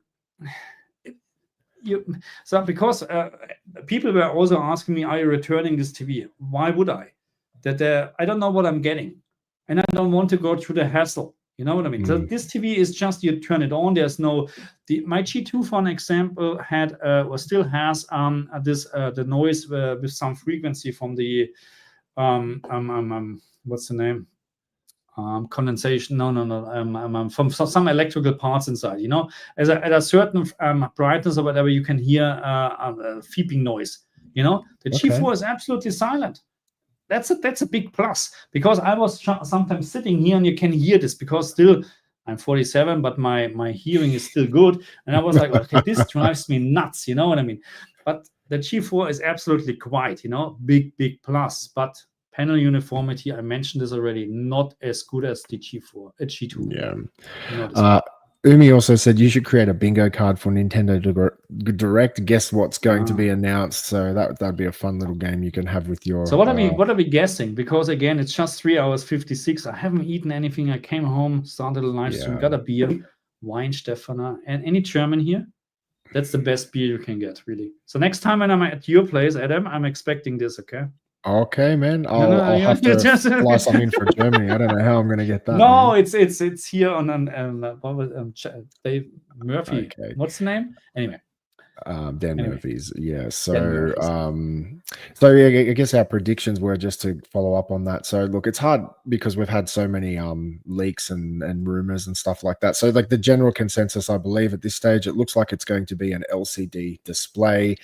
We are hearing rumors that it will be HDR compatible, whether that's in the dock on your HDR enabled display. They may not. I don't know if they will include it on the LCD display, because in my opinion, you need OLED to really showcase HDR accurately and make it look so good. Yeah, you don't need it technically, but you don't need it, because many LCD TVs have HDR. But man, when you put it next to an OLED, it makes it look horrible. So so it's looking like an LCD TV. There's sounding like there may be some HDR support with it looking like VRR, also maybe 120 hertz refresh rate, which would be really nice.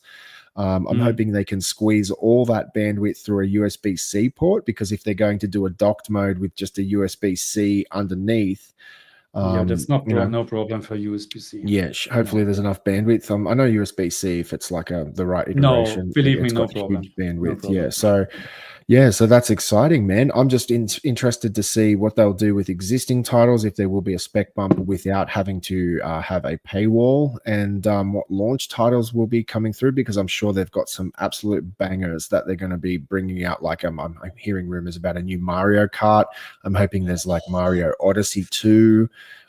Yeah, so that would be sick, and it'll be interesting if there's backwards compatibility. So if you're playing an original Switch title, can you play with someone on an original Switch online? Yeah, that's what I heard.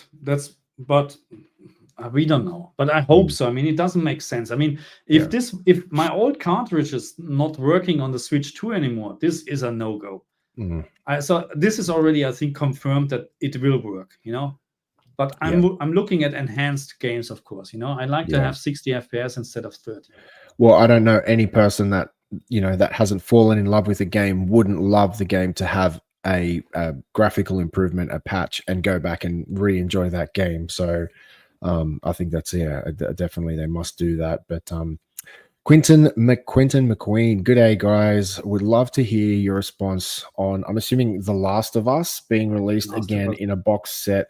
The Last of Us Universe Collection 1 and 2 box set, $110 USA reported by the Dreamcast guy. So he's talking about the entire Last of Us games, right? So they will box set 1 and 2. So there's only 2 games, if I'm not mistaken. They're not running out of ideas, huh? Instead of making a new part, no, hey, let's try this. Let's try this. Well, they've already released the PS5 version, right? The enhanced version. So what are they doing? Hey, KG, thank you for joining us, man. You want to join? If you want to jump in, man, we've got half an hour left, man. Hit Marcus up. Come and jump in. We'd love to hear from you. I'm sure some of our just viewers let us know in the stream, and we'll send you an invite, man. X. Good to see you. So yeah, no, it's sorry. Go back to this comment. I mean, honestly, I mean, the games are good. The games are really good. You know, you need to like those games, obviously, but it's crazy how much money they make with just 2 games. It's unbelievable. But hey, let them do that, because it's not their fault. It's our fault when we buy it. Okay, but it makes also sense. So if someone starts new with a PlayStation 5 and never had the chance actually to play the games, why not? Why not making a universe collection for them? I don't know if the price is okay. I think it's a little bit too much, probably, but but I guess there's a bit of buyer fatigue, because it gets frustrating when you see them beating the same horse to death. It's like, how many times are you going to sell this game? It's just so it's up to us whether we support that or not. So Umi said, Marcus, regarding HDMI cables I use for my S95C, I followed your advice and got fiber HDMI cables. So there's somebody you've helped along the way. This doesn't mean it works. It just followed my advice. Doesn't mean it worked. I hope it worked. So, but I found also in terms of HDMI cable, there's a huge difference in terms of quality. Just because it's advertised at 8K 60, it doesn't mean it works really with 4K 120 hertz. I found so many issues really. And the same with HDMI fiber cables. They're just claiming they're doing something, but it's fake. It's crap. You know what I mean? I just quickly jump ahead. I'll go back to the older comments, but KG just said, I'm about to go to sleep. I'm laying down just listening, but thanks. Did you all hear about the Sony TV leak? A commenter earlier in the stream mentioned something like that. I haven't heard about it. Sony TV but man, leak, if you can muster the strength to join us for 5 minutes, I would love for you to tell us and the viewers about that. Otherwise, if you're too tired, brother, no problem. But I did hear someone talking about that earlier, but we haven't heard. Actually, I think I did hear that Sony is going all LED TV. There's no more OLEDs, but I don't know if that's the leak or not. So, interesting. Yeah, I know. Just speaking about fiber HDMI cables. So I'm not sure if I showed you when you were at my place, because I have a fairly large house at property, and I have a guest house on the back of my property. I have one pay TV box. In Australia, we call it Foxtel. And I have a HDMI splitter, and I have several fiber HDMI cables coming off that where I split my pay TV. The longest one is 100 meters long. And I will say those fiber HDMI cables are bulletproof. I have had 0 issues with them, and they can, when you're sending a HDMI signal 100 meters, or what's 100 meters in 100 meters in, I don't know. It's 100 meters. feet. Yeah, 100 meters in Get feet, used to it. 360 feet long. So, what's he saying? X or whatever you want to call it. Are you talking to KG, Marcus? Yeah, I'm trying to get him. Yeah, He cool. sent So a- I'll just. He said send a link on X. So I'll Yes, just send keep a going link. through these comments as you deal with that. So just quickly, thank you for everyone for the comments. We've got about 20 minutes left. So any more questions, please shoot them through. Umi said, I'm hoping for Switch enhanced patches on the Switch 2. I purchased lots of Switch games and decided not to play them and saving them for Switch 2. Oh man, you're missing out. Like, the games look great on a Switch, especially if you've got an OLED Switch. Man, don't wait. Just enjoy them. Like, I would not criticize the way a lot of these games look on the Switch OLED. So yeah. So Chris Newton jumped in again. So the S90D has the same panel as the S95C, but the S90D has a much better motion and more natural colors. The S95C is a brighter TV though. Yeah, that's why I like the S95C. Comment. Yeah. But Isn't look, that the one Ariel always says he bought the S90 and then hacked it up or something? Oh, sorry. he has. Yeah. So he doesn't has the S95C. He has the S90D and S95D, I think. And one of the TVs he's happy with, and the other one he's not that happy. But he had a big whole story, or he can fill a book with his returns and whatever, and the issues what he has. Yeah. So question while we're waiting for KG to join us, Devin Fava, have you all tried lossless scaling yet? It's quite impressive. No, I haven't. I literally don't. I don't know where to start. There's so much stuff, and I don't have time for this at the moment. Honestly, it's a little bit frustrating, but. Pixely Gone says, if you are sensitive to panel uniformity on OLEDs, such as vertical banding, go for a QLED, so like a LED LCD TV. I have returned lots of LGW OLED monitors due to uniformity issues. Cool. I have next to me here, the other side where my old PC says, there's a WOLED screen from Pixio. It's not a Pixio issue, but it's a LG screen. And the panel uniformity, when you look at really dark things like grayscale or whatever, is really terrible. It's not good. Yeah. Was KG joining us or he? Or no, I don't think so. He sent a link, but the problem is this is just. I can't show this because it's just it's so much information actually, and it's all about the new lineup. You know what I mean? Oh, okay. But he put so he's not in. joining. Yeah. No. Did you send him a link to join? Yeah, I did. Okay, cool. Well, he just he said he will join. So maybe let's not discuss that comment. Let's let KG jump in. Okay, we'll keep pushing through. So cool, man. Take your time, brother. We've got about 20 minutes remaining on this stream. Yeah, otherwise we wouldn't talk to you anymore if you don't join. That's it. You can't just KG's show up, say hello, and then not join. That doesn't work, He doesn't call, he doesn't write, really? It's horrible. No, really. Fortis Zero said Sony's announcing their 2025 TVs today. It's funny they choose to announce them on the same day as the Switch 2. Yeah, I think that's a pretty but again, unfriendly thing to do. But but they're also two different worlds. You know what I mean? Weissburg is the best wine. German beer. Weissburg. What is Weissburg? I never heard about this. Another comment from Mr. Todazart. I have slight popping noises with my G4, very high net content. That's the second time on our stream I've heard someone talk about that. I remember they asked you. I have the 83-inch G4. Never heard a single noise out of it. My G4 is quiet, absolutely quiet. Yeah. Absolutely quiet. If this popping noise is it would be interesting if it comes from the plastic or whatever, or from the material, because my PlayStation is doing this a lot.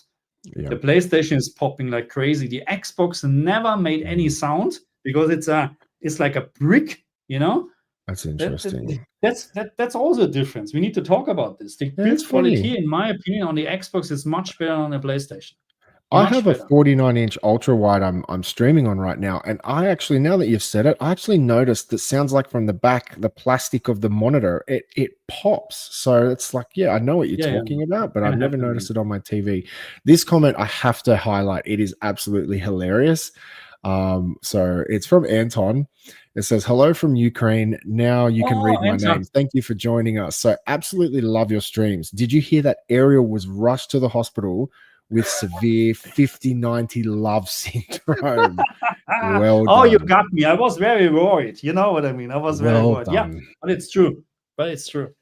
He can't Yeah, get out of his basement anymore. that's hilarious. Good one, man. Well done. Well done. Good one, yeah. So just another comment from Chris Newton. So I know that the X90L, is that L or I? That's an I, maybe. I know that the X90i is being replaced with a mini LED version and no OLED for Sony this year. I'd love to know if anything else is new. So yeah, we'll wait till Mr. KG himself will join us in a few moments. So just let us know, KG, if you're having any issues joining us. So and Mark Farty, apologies if I mispronounced that. So just wondering if Panasonic or Philips is available in Australia in terms of TVs.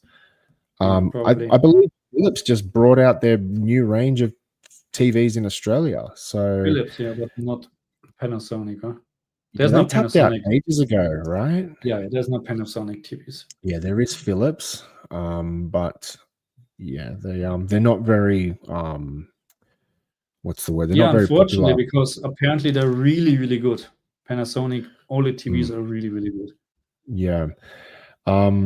So I'll quickly jump over to this question. So this is an interesting kind of topic. So why my PS5 Pro stutter on the LG C4? So there is a topic out at the moment with the PS5 and PS5 Pro 8-second VRR stuttering issue.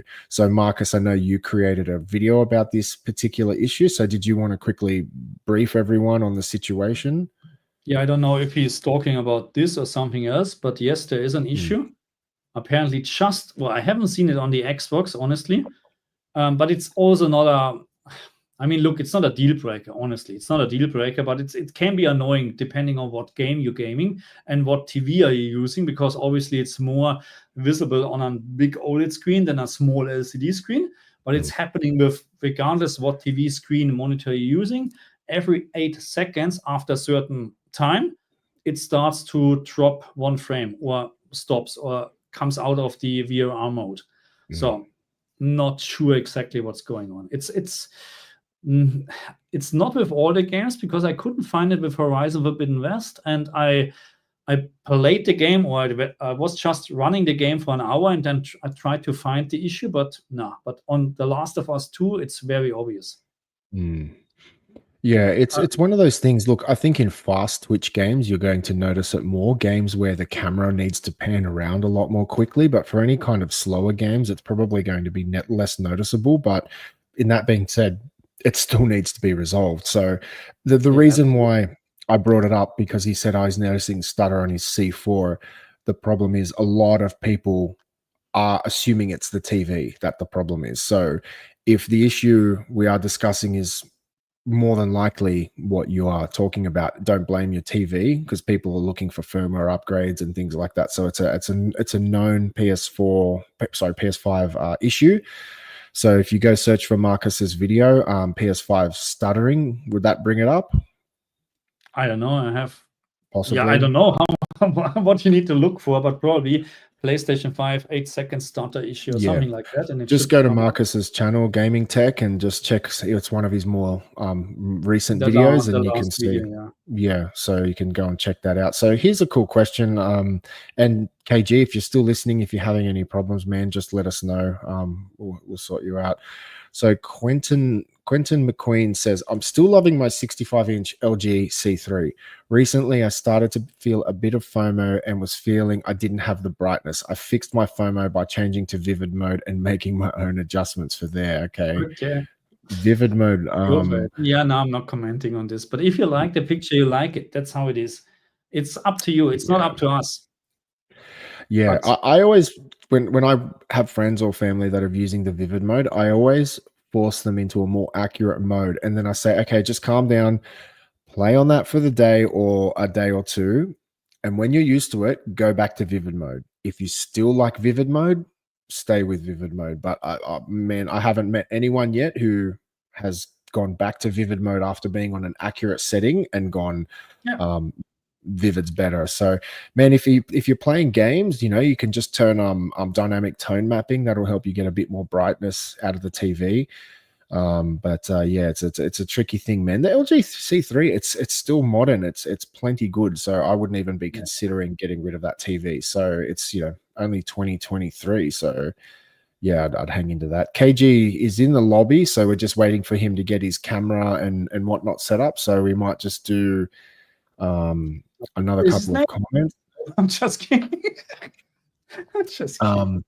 So Devon Favor said something weird would happen when I play Halo Infinite in the middle of death matches. The TV would shut off randomly. I'm assuming it's a safety precaution. What TV do you have? Because if that is a Samsung with a One Connect box, that's your problem. But that's just a very wild guess in the dark. But yeah, if you could let us know what television you're using, yeah, we could probably get a bit more accurate with that question. So Pixely Gone says, is VRR stutter caused by the TV, the game, or the console PC? Well, we just answered that, I guess. But did you have any more further comments on that? So it's the PlayStation 5. I proved this. I tested this on the G2, G4, and S95C, and the stuttering was on all 3 TVs the same. So it's not a TV problem. Or it's not a brand problem as well. It's a PlayStation problem.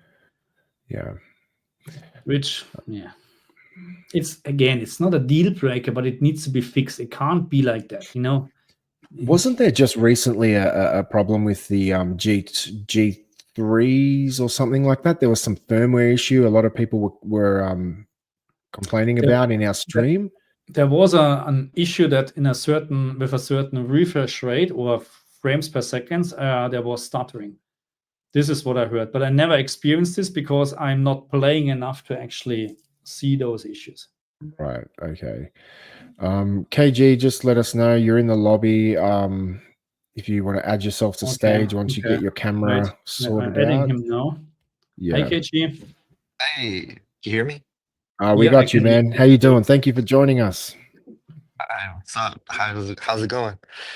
Good. Very good, my friend. We yeah, as I said earlier, we heard about the Samsung leaks, so it's very good timing. So sorry, Sony, my apologies. So it's very good timing. So please, man, catch us up. What is the latest news? Yeah, so we don't really know too much about it. I don't know how good you can hear me. But very good. It's clear. Yeah, Bravia 8 Mark II is what they're calling it, and it's a QD OLED. We don't know the sizes yet, so I guess we're gonna find that out tomorrow. But I guess what happened is they just accidentally put this information out. They had a video out earlier, and so they had the Bravia 8 Mark II, which is a QD OLED, and then they have the Bravia 5, which is, I don't know if you remember the X90L from a couple of years ago. Yes. It's a successor to that. So, and it's going to be probably up to 98 inches on that one. Interesting. Yeah, but the big takeaway is QD OLED from Sony. Yeah. Like, it's cool because it's another QD OLED to try this year and see how it stacks up. Well, it's also potentially another QD OLED without that matte finish. We might get a nice glossy panel on it if it's coming. Right. Yeah, I think that's going to be a huge thing for a lot of people. Wow. Okay, that's interesting. Yeah. Well, Sony always seem to nail it with their processing when it comes to movies and things like that. They generally are the choice for that type of style of TV viewing. So it'll be interesting to see if they can get their gaming side of things up to scratch, and if they can maybe get 4 HDMI 2.1 ports. That would be a nice addition as well. Yeah. Sorry, I don't have a camera right now. I don't know what's going on with StreamYard. No, that's cool, man. Add a camera or a microphone, so I got to use my AirPods. That's cool, man. Yeah, it's interesting because yes, Chris Newton also mentioned earlier that the Samsung QN90F is going to come out in 119 inches. I don't know if that's public. Sorry, 115. Sorry, I'm so sleep deprived. I'm making a lot of mistakes. Yeah, that is public. Yeah.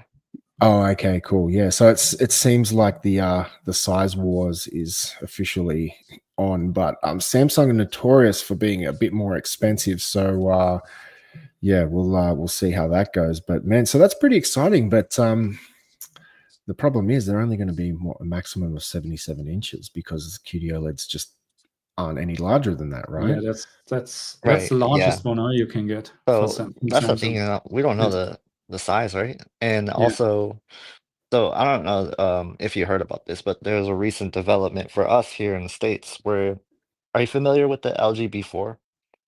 Right? I never saw this TV. It's like the budget OLED pretty Yeah, much, and Yeah, then we like yeah, the have yeah, the picture. S85D yeah, from last year is like the budget OLED. Well, yeah. so Samsung has the S85F this year, and the 55-inch and 65-inch version of it is actually QD OLED.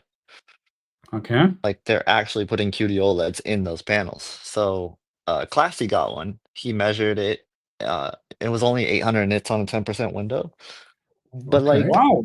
it's not Ouch. terrible because the Yeah, but B4 and the S85D, they're about like 650s, 680, something like that. So it's Interesting. not bad okay. for a budget OLED, right? But he said it measured really good, and he was kind of impressed with like the measurements, but Okay. not the actual brightness of the Yeah. So what measurement. will they be calling it? Did he have a name for the? Yeah, that's the S85F, and it's Okay, like so their entry level. S85. Okay. Yeah, Yeah, okay. Okay. because they got interesting. the So they're S90, right? That's the step up. Yeah. yeah. So So it's interesting. So it looks like they're trying to be a bit more competitive at the lower price points, right? That sounds like what. So yeah. I So here's guess the this shakeup though. raises.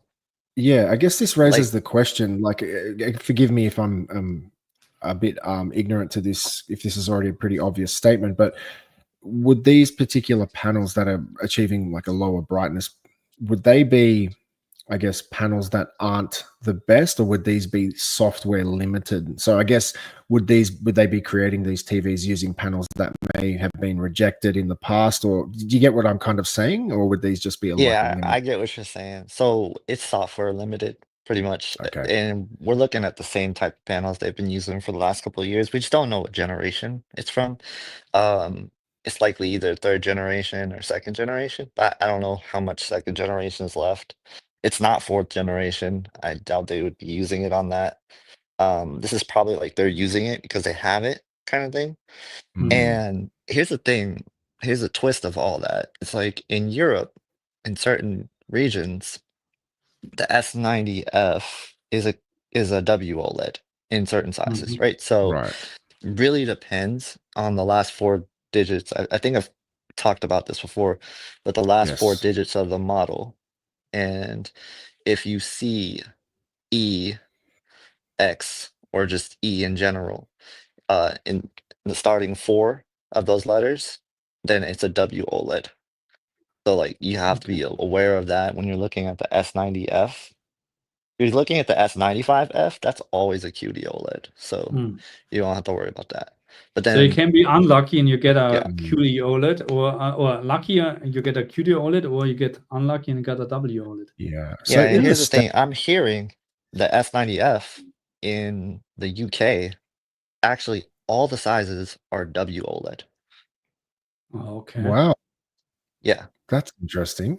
That's crazy, huh? So you have I why feel are you like that's a doing little this? bit deceptive on their behalf because, they're It getting is. all these reviews and positive content coming out over in America going, these QD OLED panels are next level. And then they're just, Yeah, no, but shortchanging people. They should be more forthcoming with that information because that's a significant decision. Like a lot of people may not even like Samsung, but they're buying Samsungs purely for the QD OLED panel, yeah, right? yeah. Right. Well, that's crazy. That's very Yeah, it's interesting. kind of So wild. just with the serial numbers or what you mentioned to determine whether it was a WOLED or QD in Yeah. the States, when you purchase a TV, did they just have the stock on the floor? Because at least in Australia, you can go to a big box retailer and walk in. So something like our equivalent Mhm. of Best Buy, and if you're most often there's not boxes on the floor. They may from time to time have like a couple of TVs on the floor that you buy, but generally speaking it's like you pay for it and then you maybe drive around the back and they get one from the warehouse and kind of hand it to you. So that for us is very difficult to kind of I guess hand pick what Yeah. kind of TV we're looking for. So in the States, is it different? Do they just have a whole bunch of boxes on the floor and then you can kind of filter through and hand pick which one you want? Yeah, so like it depends on the store, right? But yeah, we have Best Buys and But they have sometimes boxes out there, but most of the time they're in the warehouse in the back. So yeah, like they have them on the actual like sh- shelves, but you don't get that copy. Just, like they got to go in the back and get one. But like if you're looking online, it's really just look at the model number because it's built into Yeah. the model number. So Got you. Yeah, because the model number must be actually in the online order or whatever. You should see it actually when you order. But it's yeah, still you can not, see not it. nice.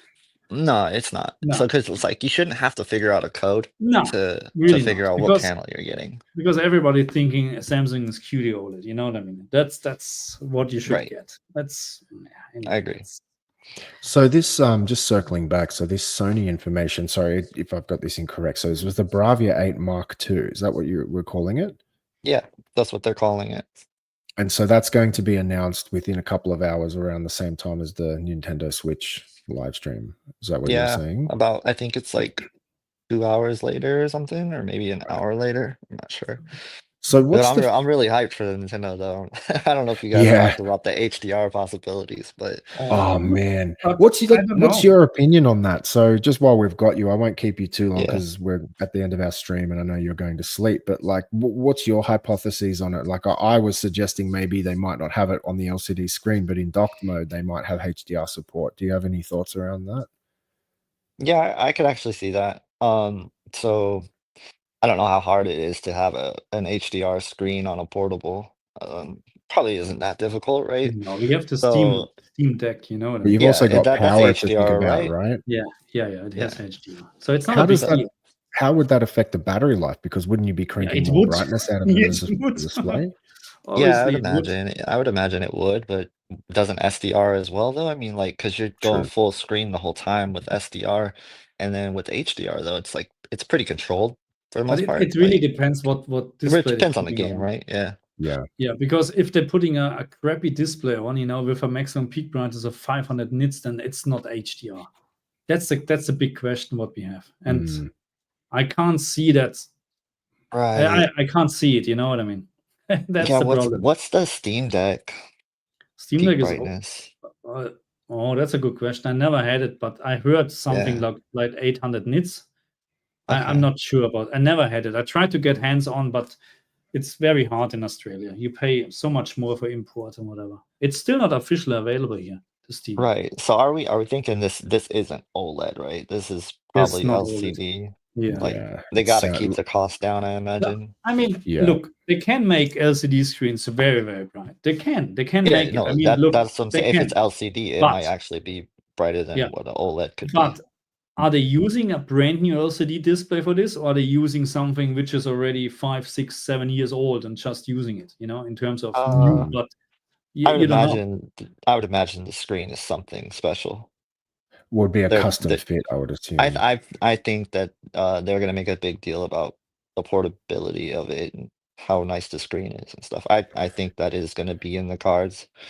I think the screen's gonna be 1080p. You'll probably have like max resolution 4K once you dock it, but yeah, maybe we were 1440p discussing. even. I don't know. Like, but 1440p is such an awkward resolution that I don't. Some people are really. Well, iffy didn't about the PS4 Pro do that? They kind of tried to natively render it 1440p, then upscale that to 4K. Oh yeah, I guarantee that's what's gonna happen. So like, I promise you, like it's probably gonna be 1080p, 1440p at its core, and then like upscaled. Like when you run it, it's gonna be 4K resolution. But it's all about all the tricks behind the scenes and stuff. You know, checkerboard rendering and any sort of DLSS. DLSS. Yeah, the thing is, it's as I was mentioning earlier in the stream. I don't know if you overheard, but I was saying to Marcus that going from the original Switch with the LCD display to an OLED, even though there was no graphical improvements from a GPU standpoint, just purely going to the OLED display technology appeared like there was a graphical update. And you know, obviously having the LCD kind of lifted blacks, you're not going to get those deep blacks. I'm concerned, like say for example, you connect a Nintendo original Switch title into the Switch 2, and you're used to playing that game on the OLED display, and then all of a sudden now you're playing it on an LCD display. It almost will maybe look like it's a less lesser performing what's the word I'm looking for, sorry, I'm so sleep deprived at the moment. It's already late. Yeah, it'll look like an inferior picture. You know what I mean? Going from an OLED Yeah. to now an LCD. So that's my main concern. That's but the problem, yeah. But we Yeah, don't it's know possible. anything, because maybe they really making a great display. But I don't think we will see. I don't know. It will be just a very, very standard LCD screen, unfortunately. That's my guess. But yeah, we've had a few commenters say hey to KG, so just thought I'd Oh, pass hey, that what's up? on. And Devin Favor that's says, true. well, Don't get welcome back. excited, okay? Welcome back, checkerboard rendering. So Oh, they all know you, okay? So you're very yeah, famous. I'm super excited for the Switch as well. So we're only how many hours away now, Marcus? Or we're only a Wait, short time away? I closed it, but it's 3 hours and 24 minutes. Yeah, awesome. Well, yeah, KG, man, thank you. I know you said you were going to sleep, so I don't want to hold you up too much Yeah, I longer. mean, But we're Hey, yeah, finishing anyway. I'm fine. If you guys are wrapping, that's cool. If not, I can We're stay for a wrapping up little bit. anyway. All right. Yeah. yeah, Because we'll it's just 2 scratch hours. the 2 hours. But yeah, man, you're more than welcome to join us. What time is it now in your part of the world? It's 2:30 a.m. Yeah, see, you have to get up anyway soon, so all good. Yeah, I might actually just stay up, honestly. It's like, what is it, 6 a.m. when it's like, Yeah. Well, that sounds pretty I'll probably exciting. just sleep and then watch it when I wake up or something. Yeah, I'm streaming, okay? You watch my stream. I'm expecting you on my stream. Wait, you're gonna stream it? I'm gonna stream it, yeah. You're co-streaming it? Yeah, why not? I mean, hey, Nintendo In has 3 probably hours? 3.5 hours? You know what? It's just 11:30 then here, okay? It's not even midnight. It's not that bad. That's not bad. Yeah, but yeah. Well, look, you'll probably wrap up the stream. We've had a pretty long stream, but yeah. Thank you everyone who joined us. All the great comments.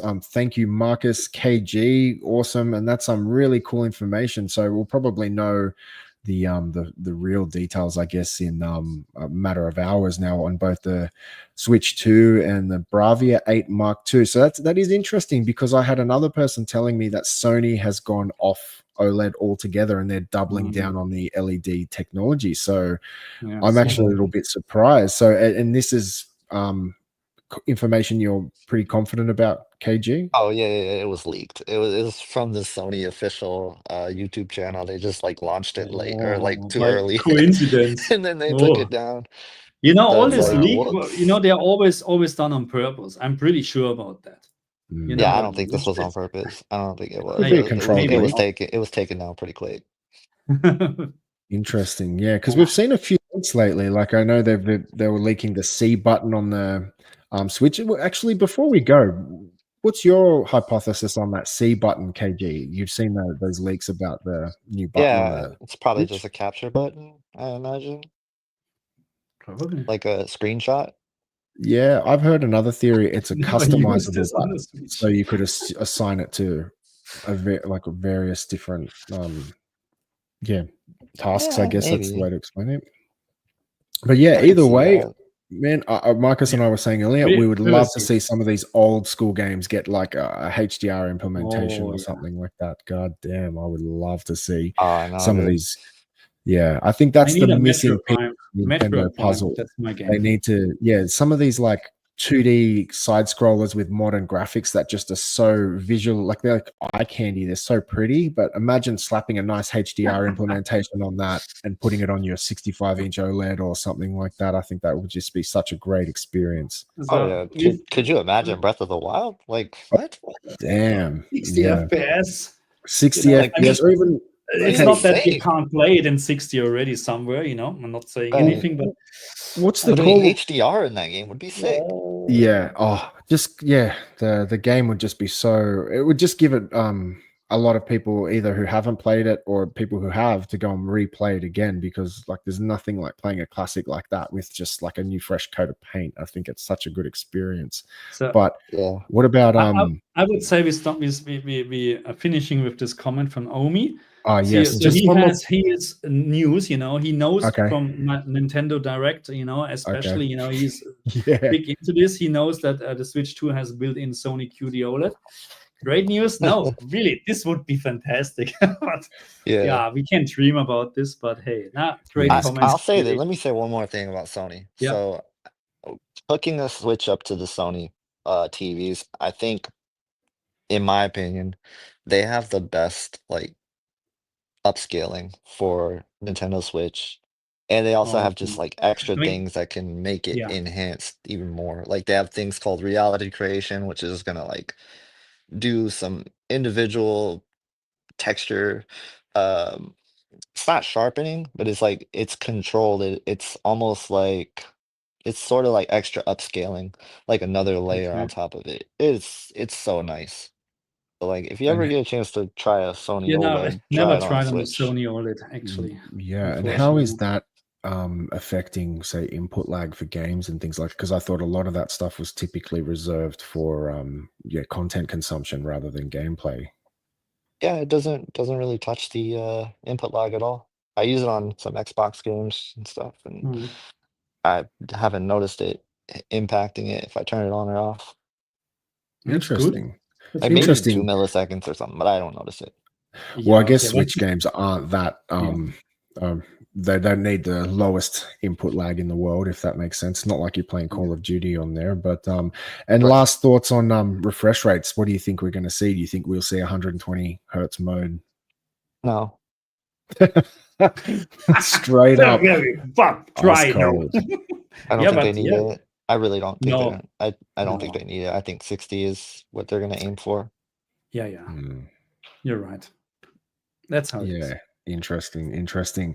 Well, yeah, I think we should absolutely wrap it up right now. It's a shame you didn't jump on earlier, man. We would have loved to have I had know. you I'm on sorry. for the. No, don't be sorry, man. We Don't be sorry. appreciate Be you better. joining us, and I know I a didn't lot even of know you our guys were viewers. streaming. I A got lot on of our Every like viewers, Wednesday. 45 minutes Every ago. Wednesday So this time, okay? KG, Yeah, every okay. man. Wednesday. But No yeah, worries. we'll definitely love to have you on if Absolutely. you're up Yeah. early one morning, man. I'll get Marcus to reach out to you. But yeah, man, always appreciate your input, and I know you do a lot of stuff that's great for the community. Yeah. So everyone Watch who's his watching, channel. if you haven't already, go check out Tech with KG. We'll put a link in the stream, Do we? and make sure you go and subscribe to his channel. He does a lot of in-depth analysis. Yeah, so thank you very much for joining us. And any final comments from any of you gentlemen? Oh, I just want to say I appreciate you guys for saying all that stuff, and thank you for inviting me on. No, No anytime, worries. man. It's Thank always you for fun. Absolutely. having Yeah, you. always fun. Absolutely. I've just posted the link to Oh, you did. KG's channel Perfect. in the chat here. So it's the link to his channel is onlyfans.com/KG. So make It's sure you go and featuring gaming tech, okay? So I'll say The this real quick latest before I video. go. go ahead. I'm gonna do a couple of TV comparisons this year, maybe even some live streams. If I ever do some gaming centric ones, you guys should hop on there. I don't know what time, Absolutely. but I'll try to organize a time where it's decent. Oh, would love to, man. Absolutely. Yeah, Would be absolutely. Yeah. fantastic. Yeah. Fantastic. Because Yeah, you know we are awesome, man. experts with TVs. So Yeah, that's I had Marcus on one of them one time. It was fun. yeah, it was We were good. doing Yeah, I know, some I know. But the problem Xbox. is always the time difference. You know, that's a big Yeah, that's problem. the thing. Yeah, But that's anyway, what I'm saying. I'll try to organize something that's a little let's bit make it happen. Yeah. friendlier. Yeah, Perfect. sweet. Awesome. Well, look, yeah, once again, thank you everyone for joining us. Thank you, Marcus. Thank you, KG. Thank you from me. And I think we will see you all on the next one next week. And probably on the weekend with Marcus, maybe with Ariel. Maybe I'm trying to figure it Maybe. out if I can do it Sunday. All right, Awesome. All right. one more Thank you, thing, real quick. everyone. Hold up. Oh, one more thing. I just need to know. I need a Switch What? 2 prediction for a game that you guys want to Okay. see before we go. Oh, I like to Super see Mario Metroid Odyssey Prime. 2. Metroid Oh, Prime, a that's new a good Metroid one. Prime. I want to see a You? new Which one? Mario Galaxy, honestly. Okay. No, Did you hear Metroid the Prime. rumor that they were doing the GameCube, and there's like a GameCube controller they're remaking to come along Oh with my the Switch gosh. 2? Oh my gosh. Yeah, that's naughty. So let's hope That's they insane. Yeah. awesome. Cool. All right, All right, let's wrap guys. it up there. Thank you Guys. very much. We'll see you on the next one. Bye-bye.